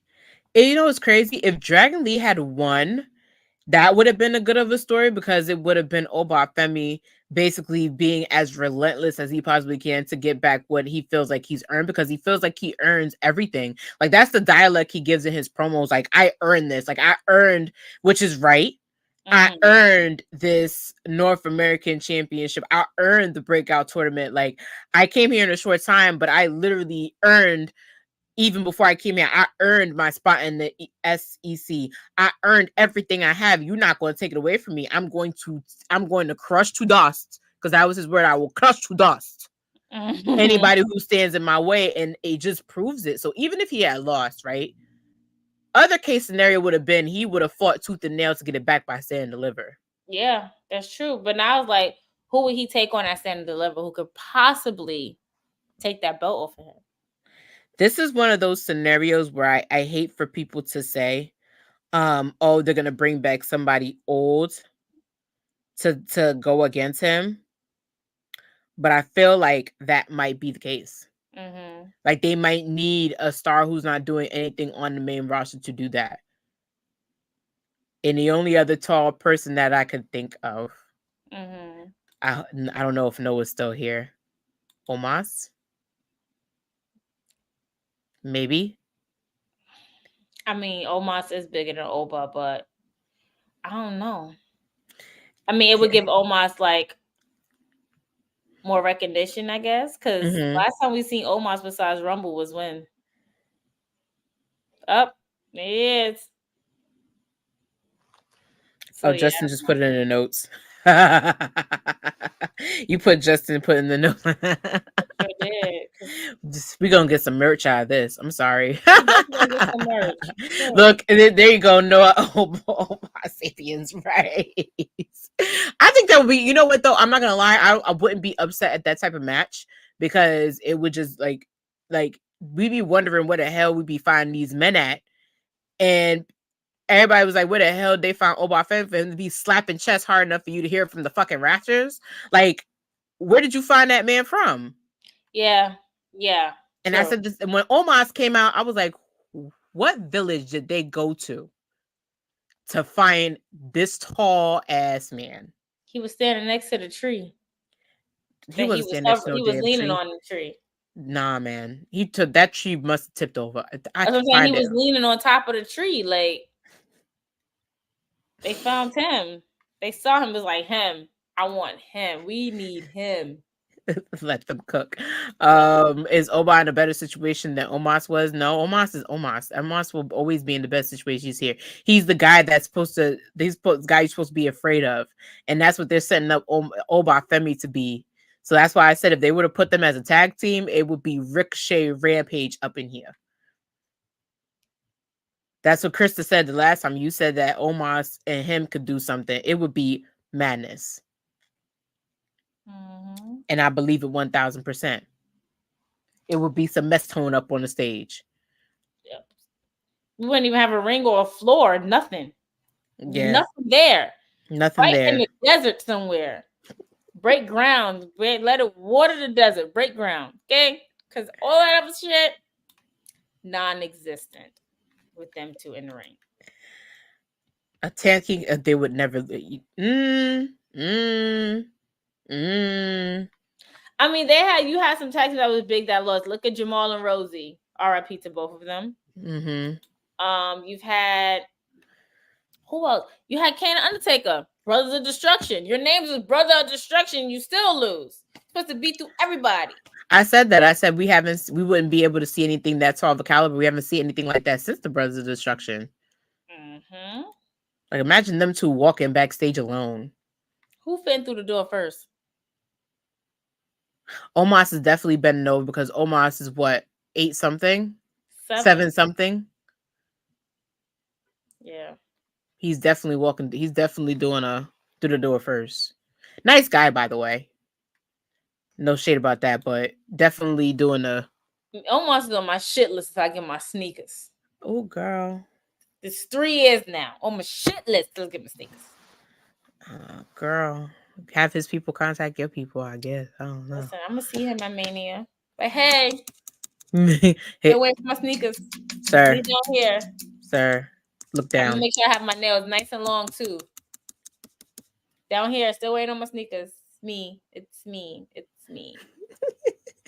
So, real quick, because NXT is starting in a little bit, we are going to go into the other As two I turn on the championship matches. TV. If you can, if you want to go into it, yeah, he's 7'3", I believe. Oh, he is 7'3". Hey, he's 7. You said 8. 8 is unheard of, sis. Girl, I don't think anybody is 8 feet anything in this world. And if they I are, I hope not. Let's be real. hide your kids and hide your wife. Yeah, child, because you ate something you not human. You need At to be all. ruining the world at this point. Real quick, going to go into the other women's match champions, and that is between the Flybird of NXT versus the Prodigy for a belt that she will go on and sing to the cows come home that she never lost in the first place. But it took a very interesting turn of events, which I loved. Love that it happened. Hate how it was done, but all in all, it still made for one of the best matches of the night. Of course, I am talking about Lyra Valkyria versus Roxanne Perez, and it was a good showcasing overall. It did really great.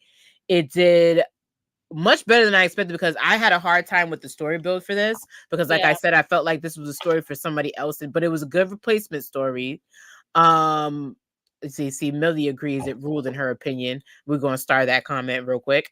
It had a hard build. It was a quick build, but it was a good build, and it was a good continue like a continued situation.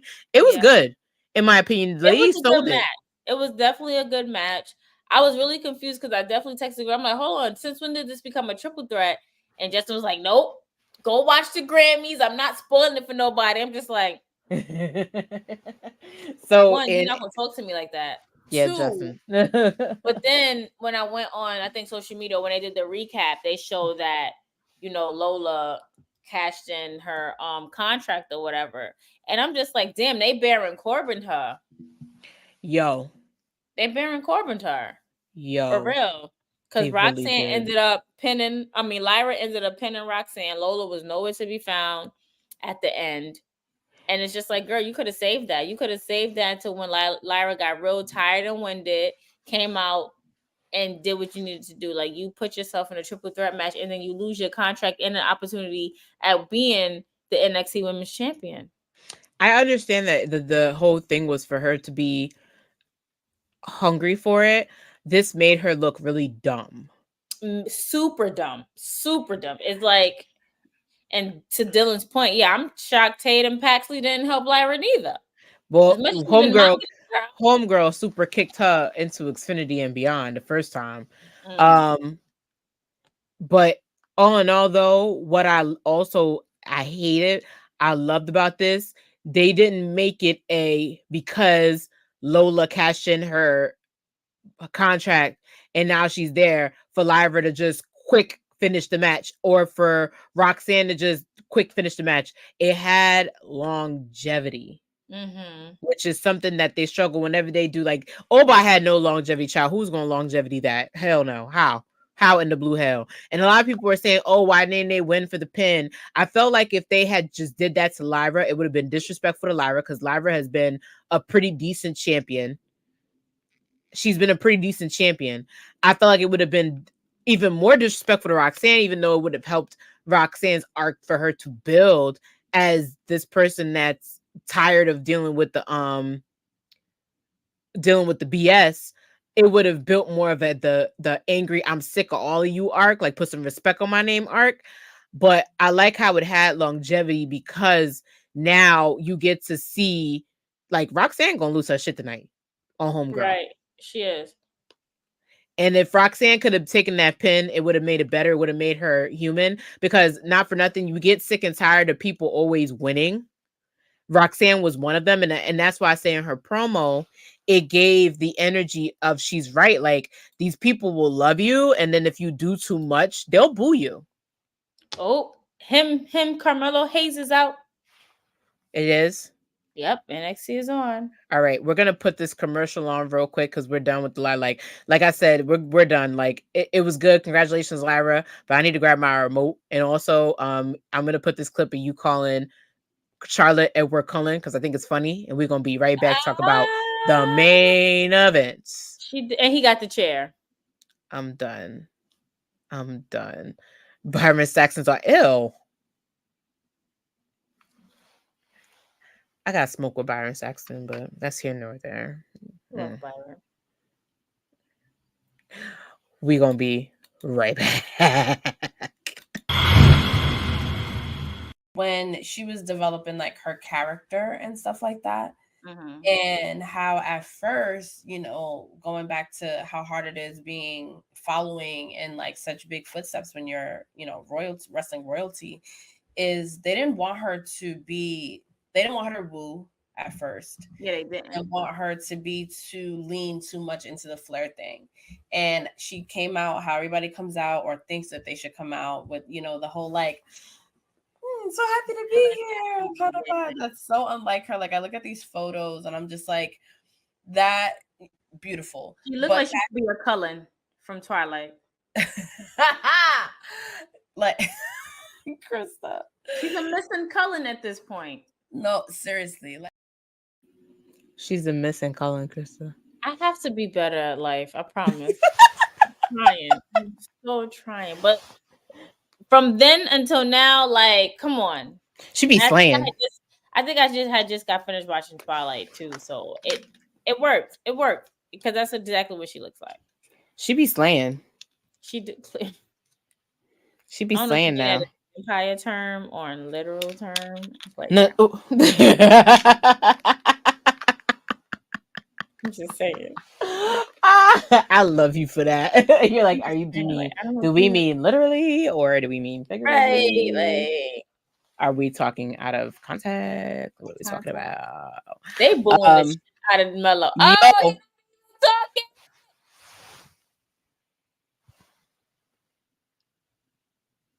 Sir. Is he walking back out?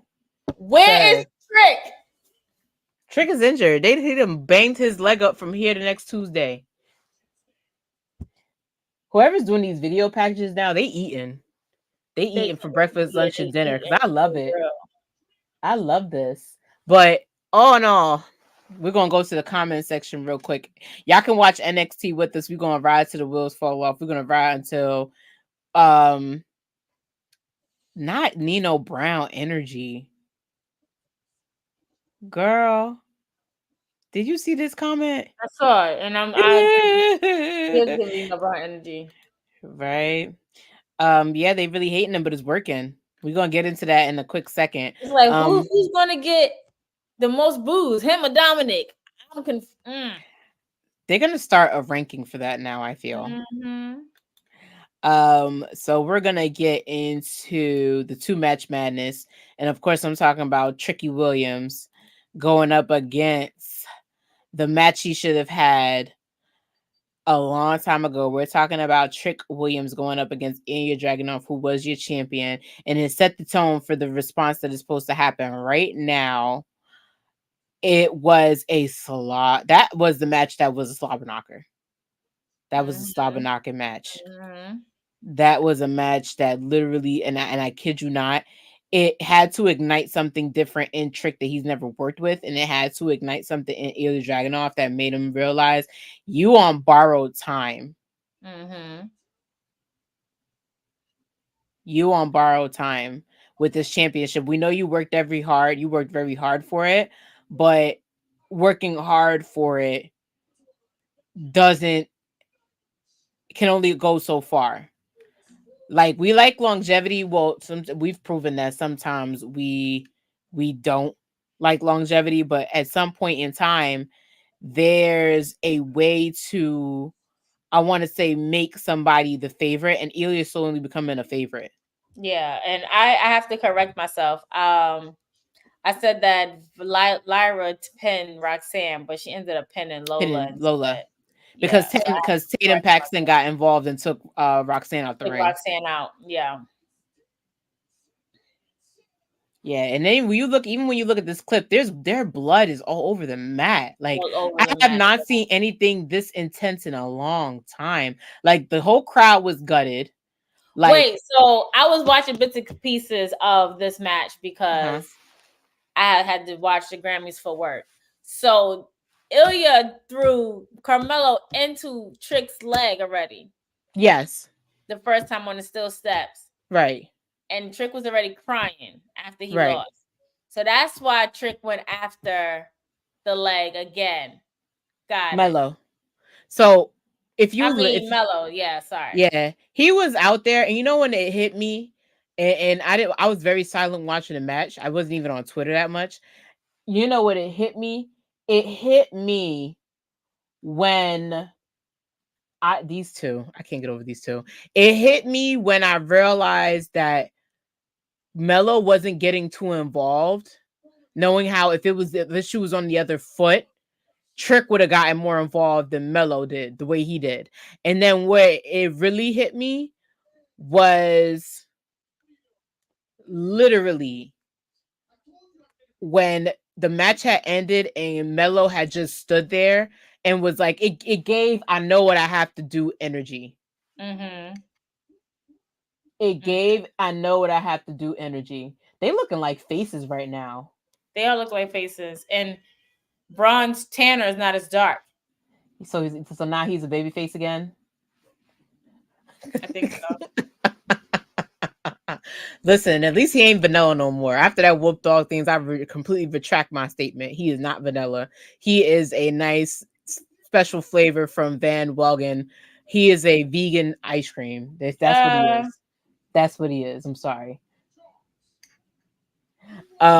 Literally and it peeped me that it was going to go down the way it went down, because after the match, Carmelo literally walked up to me. He was like, "You did good. You were good." And then he was like, "We're going to be all right. You were my boy." Well, he said you were my boy. You were my boy. He said it twice. And then I know what's his name was dazed and confused, but he was also winded and fucking delusional. So, but he's smarter than the sharpest boy, because he turned around. He said he was about to turn around and go, "Hey, yo, what?" And then that's when Carmelo struck. Yep. I agree. Yo, everybody thinks the same way. They're saying the close, it was the close up for me. Like he really gave you yeah, he really gave Nino Brown. Not gonna lie. Now, what that means for me is more than just a Trick and Melo match at Stand Deliver. It's more of we're separating two of the best people we have built in this brand. Because NXT has helped. Well, we already know Carmelo, formerly from the indie circuit. If you're not familiar with who Christian Casanova is, you ain't familiar, it's okay. Not everybody has to know where everybody came from. That's fine. But for Vic to say that it was Kofi Mania that made Trick want to become a star, you're implementing now that he's now one of the people's champs. He sits on that plaque of he's a people's champion, or could be a people's champion. That was proven when he took the North American Championship away from. Can we find another word, because the people's champion. What do you want me to say? Not people's champion. Okay, he's a people. He's one of the people's peoples. All right, we'll figure it out. But we're gonna work on it. We're gonna work on it. We're gonna work on it. She didn't mean it, baby. She didn't mean it. He's on my itch list. He's on my itch. She didn't. He's on my itch list, because what the fuck he was doing in Alabama when Florida was right there? Fucking third world states. I'm tired.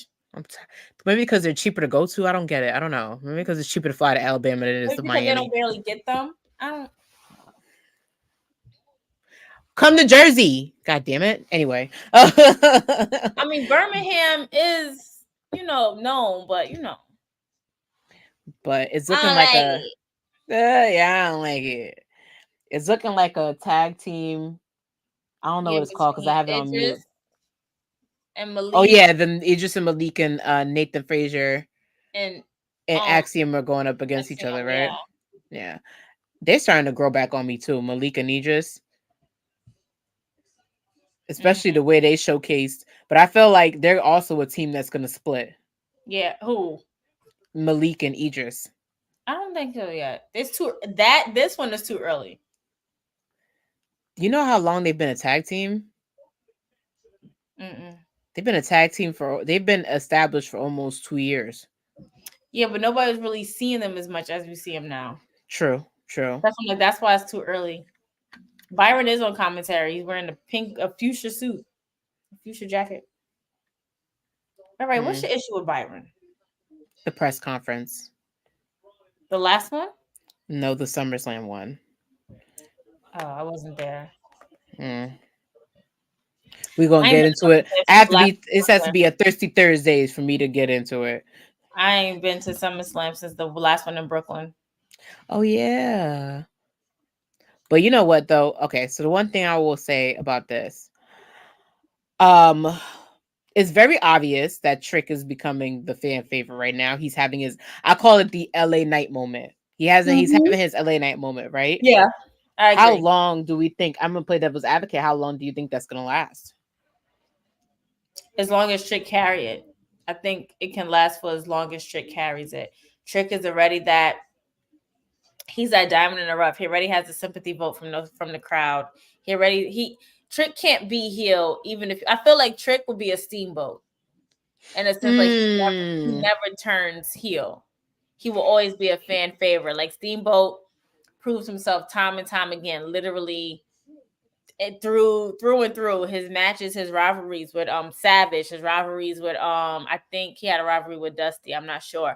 But through and through, like he always proves that he is a baby face and people loved him for that. And I feel like Trick can be in that position where he can be the next Steamboat, where he never even becomes a tweener. Like you'll see that he gets mad because he's a human, he's a human reaction. Mm-hmm. But he can definitely be a forever baby face. He could be a tweener. He can because of human reaction. But I feel like Vito's crazy. I feel like he was a tweener to begin with. I feel like when they brought him in because of how his mic skills were, people were already invested in everything he was doing. Because like, what did he say? He said one time he was like, you bring in. He was like, you bring in. He was like, you bring in checks into the game that your broke ass can't catch. People were entertained by stuff like that. So I feel like he's always been a tweener. They've always had that I don't care attitude with that we don't care. We've run this attitude with each other. And then the barbershop segments didn't help because you like the being in a barbershop with your boy is the most brotherly thing you could do. That's not heel shit. That's brotherly love shit. Yeah. Like some people go to the barbershop just chop it up with their boys. That ain't heel behavior.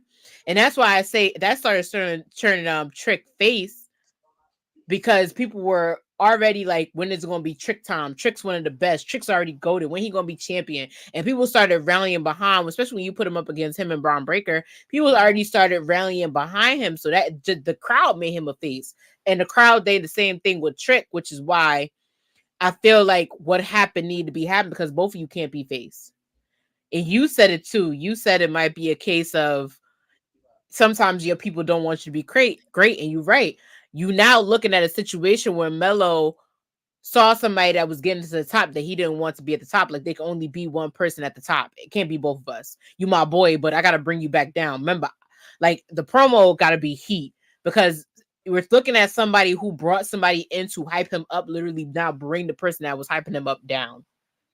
What's the aftermath? You're right. You're absolutely right. This aftermath between Mello and Trick is gonna be something crazy. And then what it is going to make a great for Roadblock, which is happening on March 5th, and I'm gonna be in Florida on March and on that week. I gotta see how I can get me a ticket. I gotta see how I can get in the Performance Center. I'll figure it out for you. I'm gonna be in Orlando. I'll figure it out for you. Maybe I should go to. No, see, Tampa scarred me after being in the airport for 15 Tampa. hours. Oh yeah. But no, you know what? If we go to Orlando, it's a different airport, so you won't be in that airport for too long. But No, I I can know, understand but this I scarred won't do you. a standby neither. No. Hey, Gorilla Jack. Hey, Gorilla Jack. I'm gonna be in Florida that week. I mean, my birthday is the 9th, 4 days after. But no, I can't. What? That's a Saturday? It's a Roblox. It's a Tuesday. Tuesday. Yeah, no. I'm gonna be in Florida from Friday to that Wednesday. Yeah, I have to be back. I have something I need to do on the 7th, so I can't be away like that. I need to work this out. We'll figure it out. We will figure it out. We'll have a longer reign than Mello, possibly, especially if Mello goes to main roster. Yeah, But he's already he's going. Like I think we gotta wait till because if they still do the draft, even though I know they're signing some superstars to the main roster now, we gotta wait till after WrestleMania. But as far as somebody going to the main roster, he's one of them. There's without a shadow of a doubt. It's him and another person that I could think they're probably gonna send to the main roster since they already sent Tiff to the main roster. Is it's not Roxanne's time yet. No. Yes, it is. Yes, it is. No, absolutely, it is. Roxanne already was NXT Women's Champion. Like, it's definitely her time to go up to 2. When she actually got a pop at Rumble when she came out. It's her time too. She has to go up too. My thing is that where would they place her when she's on main roster? Because she can't just sit backstage. Right. The fact that Tiffany Stratton went up before her, like Tiffany Stratton proves herself, but it's definitely Roxanne's turn too. Definitely. And I'm mad they really call themselves the Wolf Dogs. Who's your GOAT? I'm confused. This is what we were talking about. I think this is when we were talking about Rock. I think this comment is. Oh, I think that man got enough millions in his pocket and enough fans like Krista B to accept the fact that he don't give a fly. Let me tell you something. And let me tell you, that's another thing about this whole thing. You think he gives to the rooted to the fresh and fruit of what you think about him main event in the WrestleMania? He's the now, Wayne. yes, because they're threatening his daughter. Yes, but he here to put ass in seats. And from when I checked this Ticketmaster, the nosebleeds wasn't sold out. The nosebleeds is sold out, sir. So last I checked, all you people that are returning, just make sure you let me know if it's a riser. Listen, all I'm saying is that if anybody fucks with my moment to see The Rock, it will be some real boots to asses. And I definitely tweeted that. Y'all messing with the people's money. That's what y'all doing. Messing and y'all with need to stop. Me having my moment. I have never seen The Rock in person. Out of all of the legends that I grew up watching, I've seen Mick Foley. I've seen Stone Cold. I've seen You weren't at the first WrestleMania in New Jersey? No, I didn't even. I wasn't really into wrestling then either. Again, like I was after the fact. I have never ever seen The Rock in person. I'm surprised. I've seen Kane. I've seen Taker. I've seen Shawn Michaels. I've seen Triple H. I've seen Shane, Stephanie, and Vince. Stone Cold, Mankind. Well, Mick Foley, Kurt Angle, Ric Flair for crying out fucking loud. Hulk Hogan. I don't even like him. All of these. I thought that you've seen him. No, never, ever. And every time, this is why I go so hard because I feel like because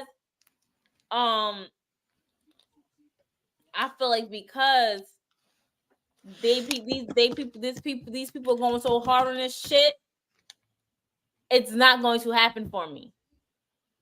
And I'm like, this cannot not happen for me. You understand? Like, I have to see every time.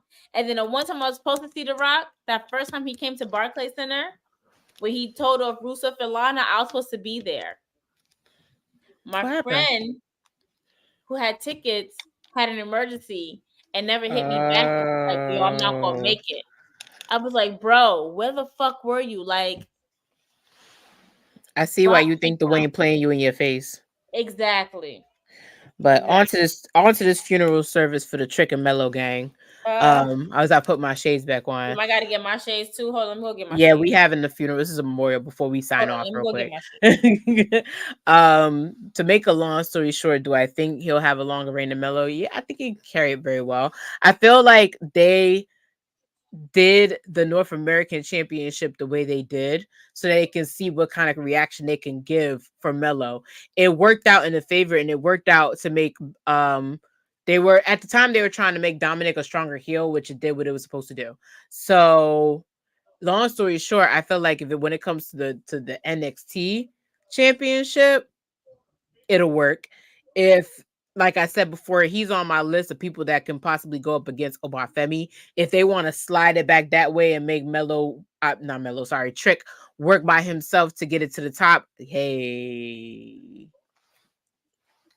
those are given RIP. I couldn't find my Michael Kors, so these are my Versace's. I love it. I love it. But I was saying that I did say that Malik. Oh, why did I say Malik? I did say that if it came down to Trick possibly getting the North American Championship back from Obafemi, that can possibly happen if they want to build him up again properly, give him the 2-time status that his boy got. Even if it were to make him the NXT champion and literally just have him rule with a face and have him chew on overcomes, because this match with Ilya just proves that he can hang. Yeah. Nothing more, nothing less. There's not even a doubt about it. True. I feel like I got the hangover look. But real quick, we're gonna say RIP to Trip Mellow Gang up in here because it was a good run. They, like I said, it was a 2.0 era, and Carmelo had just put himself in the prospects of becoming a North American champion and was the breakout. He was the fresh new thing on the block, but he was very cocky with it. In comes his boy Trick that he go way back with. And the two of them have given me the 2 best years of 2.0 that they can possibly give me, even up to the brand known as the new I call it the black and yellow brand, this brand of NXT. A lot of great segments, the Wiz, the barbershop segments, even that Halloween Havoc where they went into the haunted house when there was the first 2.0. They gave us a lot of good segments. They were boys. They brought back my hitter culture, which is why I loved it so much. Because you didn't see a lot of that in wrestling. You didn't see a lot of that since Crime Time. You didn't see a lot of it since New Day. This was also around the time that we lost Big E, and it was just Xavier and Kofi just running amok, trying to be the New Day, but it wasn't safe. Like, it was something to look forward to. It's attractive, but it had to be done. I'm gonna say it here and now. What happened Sunday needed to be done, because you're looking at 2 future WrestleMania cardliners being on a team together, and it can't work out that way. Yeah. It sucks that they couldn't be tag team champions before they got it there. I would have loved to see that, but it's not about what I love. It's about what's best for business sometimes. And them being apart is what's best for business. I don't see a world on the main roster where Trick and Melo can, and they try and do it with everybody else. They're trying to do it with Austin Theory and Grayson Waller. And I'm like, stop doing this. Because again, Grayson Waller is somebody great. Like, Austin Theory is somebody who needs to be by himself. He needs to be U.S. champion. Let's be real. Again, he needs to be, and he ain't ready for Intercontinental. He needs to take it off somebody else's Gunther, because Gunther's just going to toss his ass the way that Oba was tossing Dragon Lee on Sunday. They don't need to be a pair. There are people that deserve to be a pair. Trick and Melo was that. I'm not going to turn on Melo because he's doing what he had to do and is best for business. And you can call me a heel now if you want to. I don't care how many round of shots I got to say to admit I was wrong. Hell, I was wrong. I just didn't want to see the kids upset. True. I didn't want to see the kids upset. My nephew likes Melo. I play nephew likes Melo. I don't even want to know what he's going to say to me when I come and pick him up on Friday to take him out to mini golf, because he's going to look sad. But tell him tell your nephew me and Melo got matching tattoos. I'm going to tell him that. Because we do.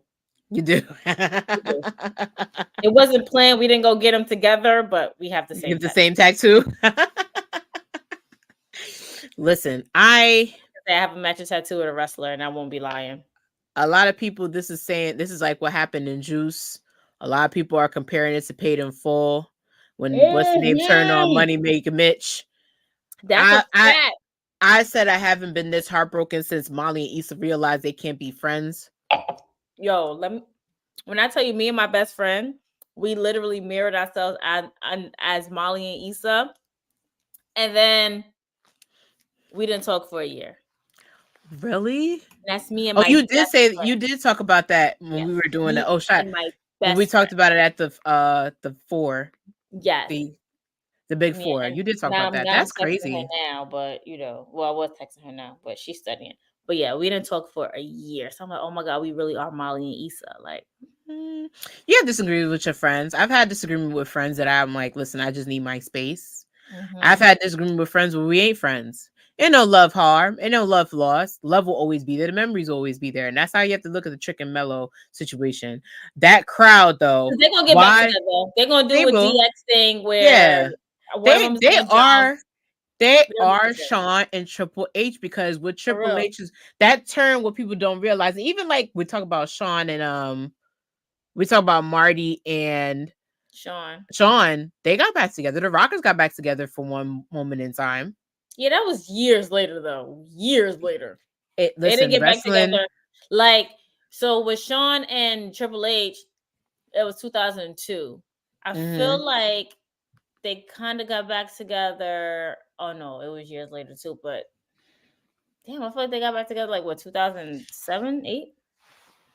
7, yeah. And then Marty messed it up by getting arrested again. But anyway, I'm talking about Sean and Triple H. I ain't talking about Marty. Oh yeah, but they always gonna be like. I feel like Trick Mellow Gang is really that. They always gonna be here. Right now, this needs to happen. You have 2 young, up and coming superstars who are possibly the future of the business that need to make sure they establish themselves as that. After that happens, who knows what's gonna happen? Yeah, might end up being unified tag team champions one day. Never say never. But right now, we try. Although we try and wow, that was a bad fall for Malik.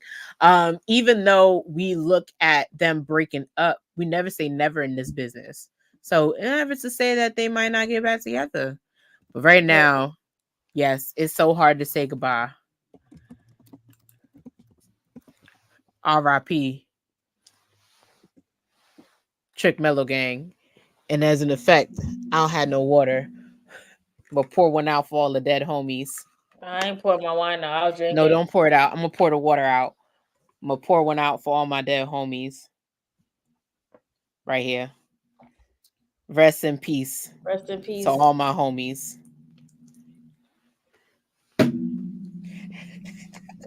Damn, they lost. They did? Yeah.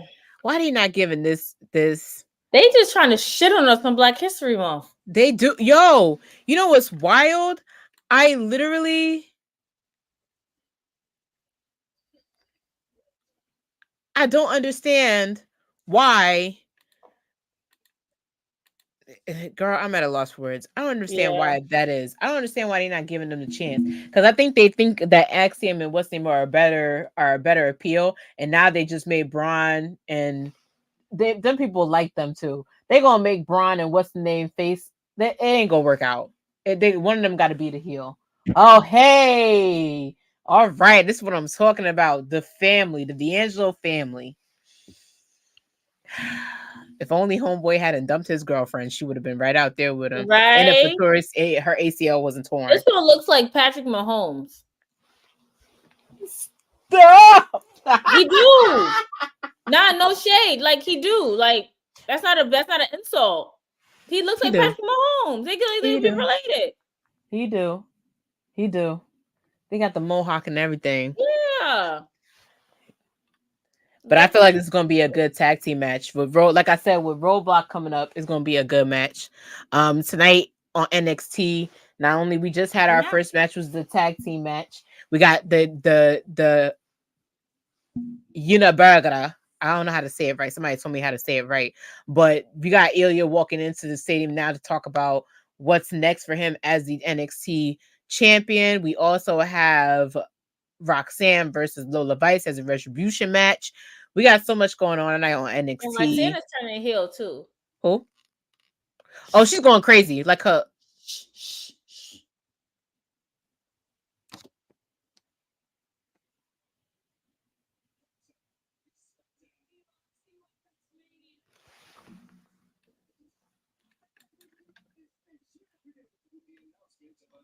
Okay, new challenger for Logan Paul. Mm-hmm. That'd be crazy if it's Carmelo. I'm telling you, girl. That'd be crazy if it's The Carmelo. way that he taunted him. Run me my money. No, it needs to be. You know why? Because everybody's starting to like Logan Paul, and they don't like Melo right now. I didn't like Logan Paul. Come on, lad. Everybody likes him. Yeah, everybody likes him.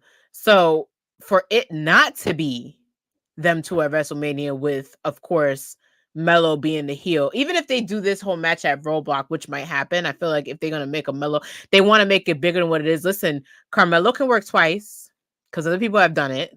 Mm-hmm. It can work out. Mm-hmm. Sorry, Andre, that you feel like you missed my pour out. I poured one out for the Trick Melo gang. We calling him Judas and the Benedict Arnold. Seindole, I just want to say thank you for having me on. Yes. I have to dip up out of here because I got to get ready to record my sound off. Yes, and then I gotta go to bed. I got to be an adult in the morning. We're going to wrap this thing up real quick. Yes. I'm going to thank you for coming on, for joining the mess tone on here. Mm-hmm. And me and you, we scarf and bonnet. We always going to be here. Scarf and bonnet. Always going to be here. You know, I'm here whenever you need me. I might just pop back up next Tuesday. Hey! All right now. Just don't attack me on my knees because my good knee, I squat. I got mega knees. You attack me, it's over. No knees. Don't worry about it. But I want to thank everybody for joining this edition of Watch What Happens NXT. Next week, of course, I'm going to watch to see what happens. And of course, like you guys always do, you guys are going to join me in on the fray. I want to go. If you are free this Friday, don't forget to join Krista with Sound Off Sessions. We actually came up with that name in the airport. Schooling Sessions. Sorry, Schooling Sessions. We actually came up with that in the airport. Be a guest. Yes, I'm gonna be on because I need to go off on some of you hitters with myself and Pablo and Christina, and also we may have Thirsty Thursday this weekend. Yes, but who's next up on NXT? Not this real weekend, quick. This Thursday. Sorry. Real quick, who's next up on NXT before we go? Ilya Dragunov. I agree. So, I can't wait to see he's gonna go up against next. But check us on Twitter. At us on Twitter where we watch. We will be still live tweeting NXT. So check us on Twitter. Check us on Twitter. I adore everybody for coming into the chat. I want to thank you guys for joining me. I adore you all. Please, again, be positive cycle bees on the internet. Don't fall into the fray. Don't retweet. Don't act for your mental health. You got to shut it down. Shut it the hell down. Enjoy this version of NXT that's coming up. I will see you guys next Tuesday at 6 o'clock. And don't forget to follow us on socials. Love y'all to death. Deuces.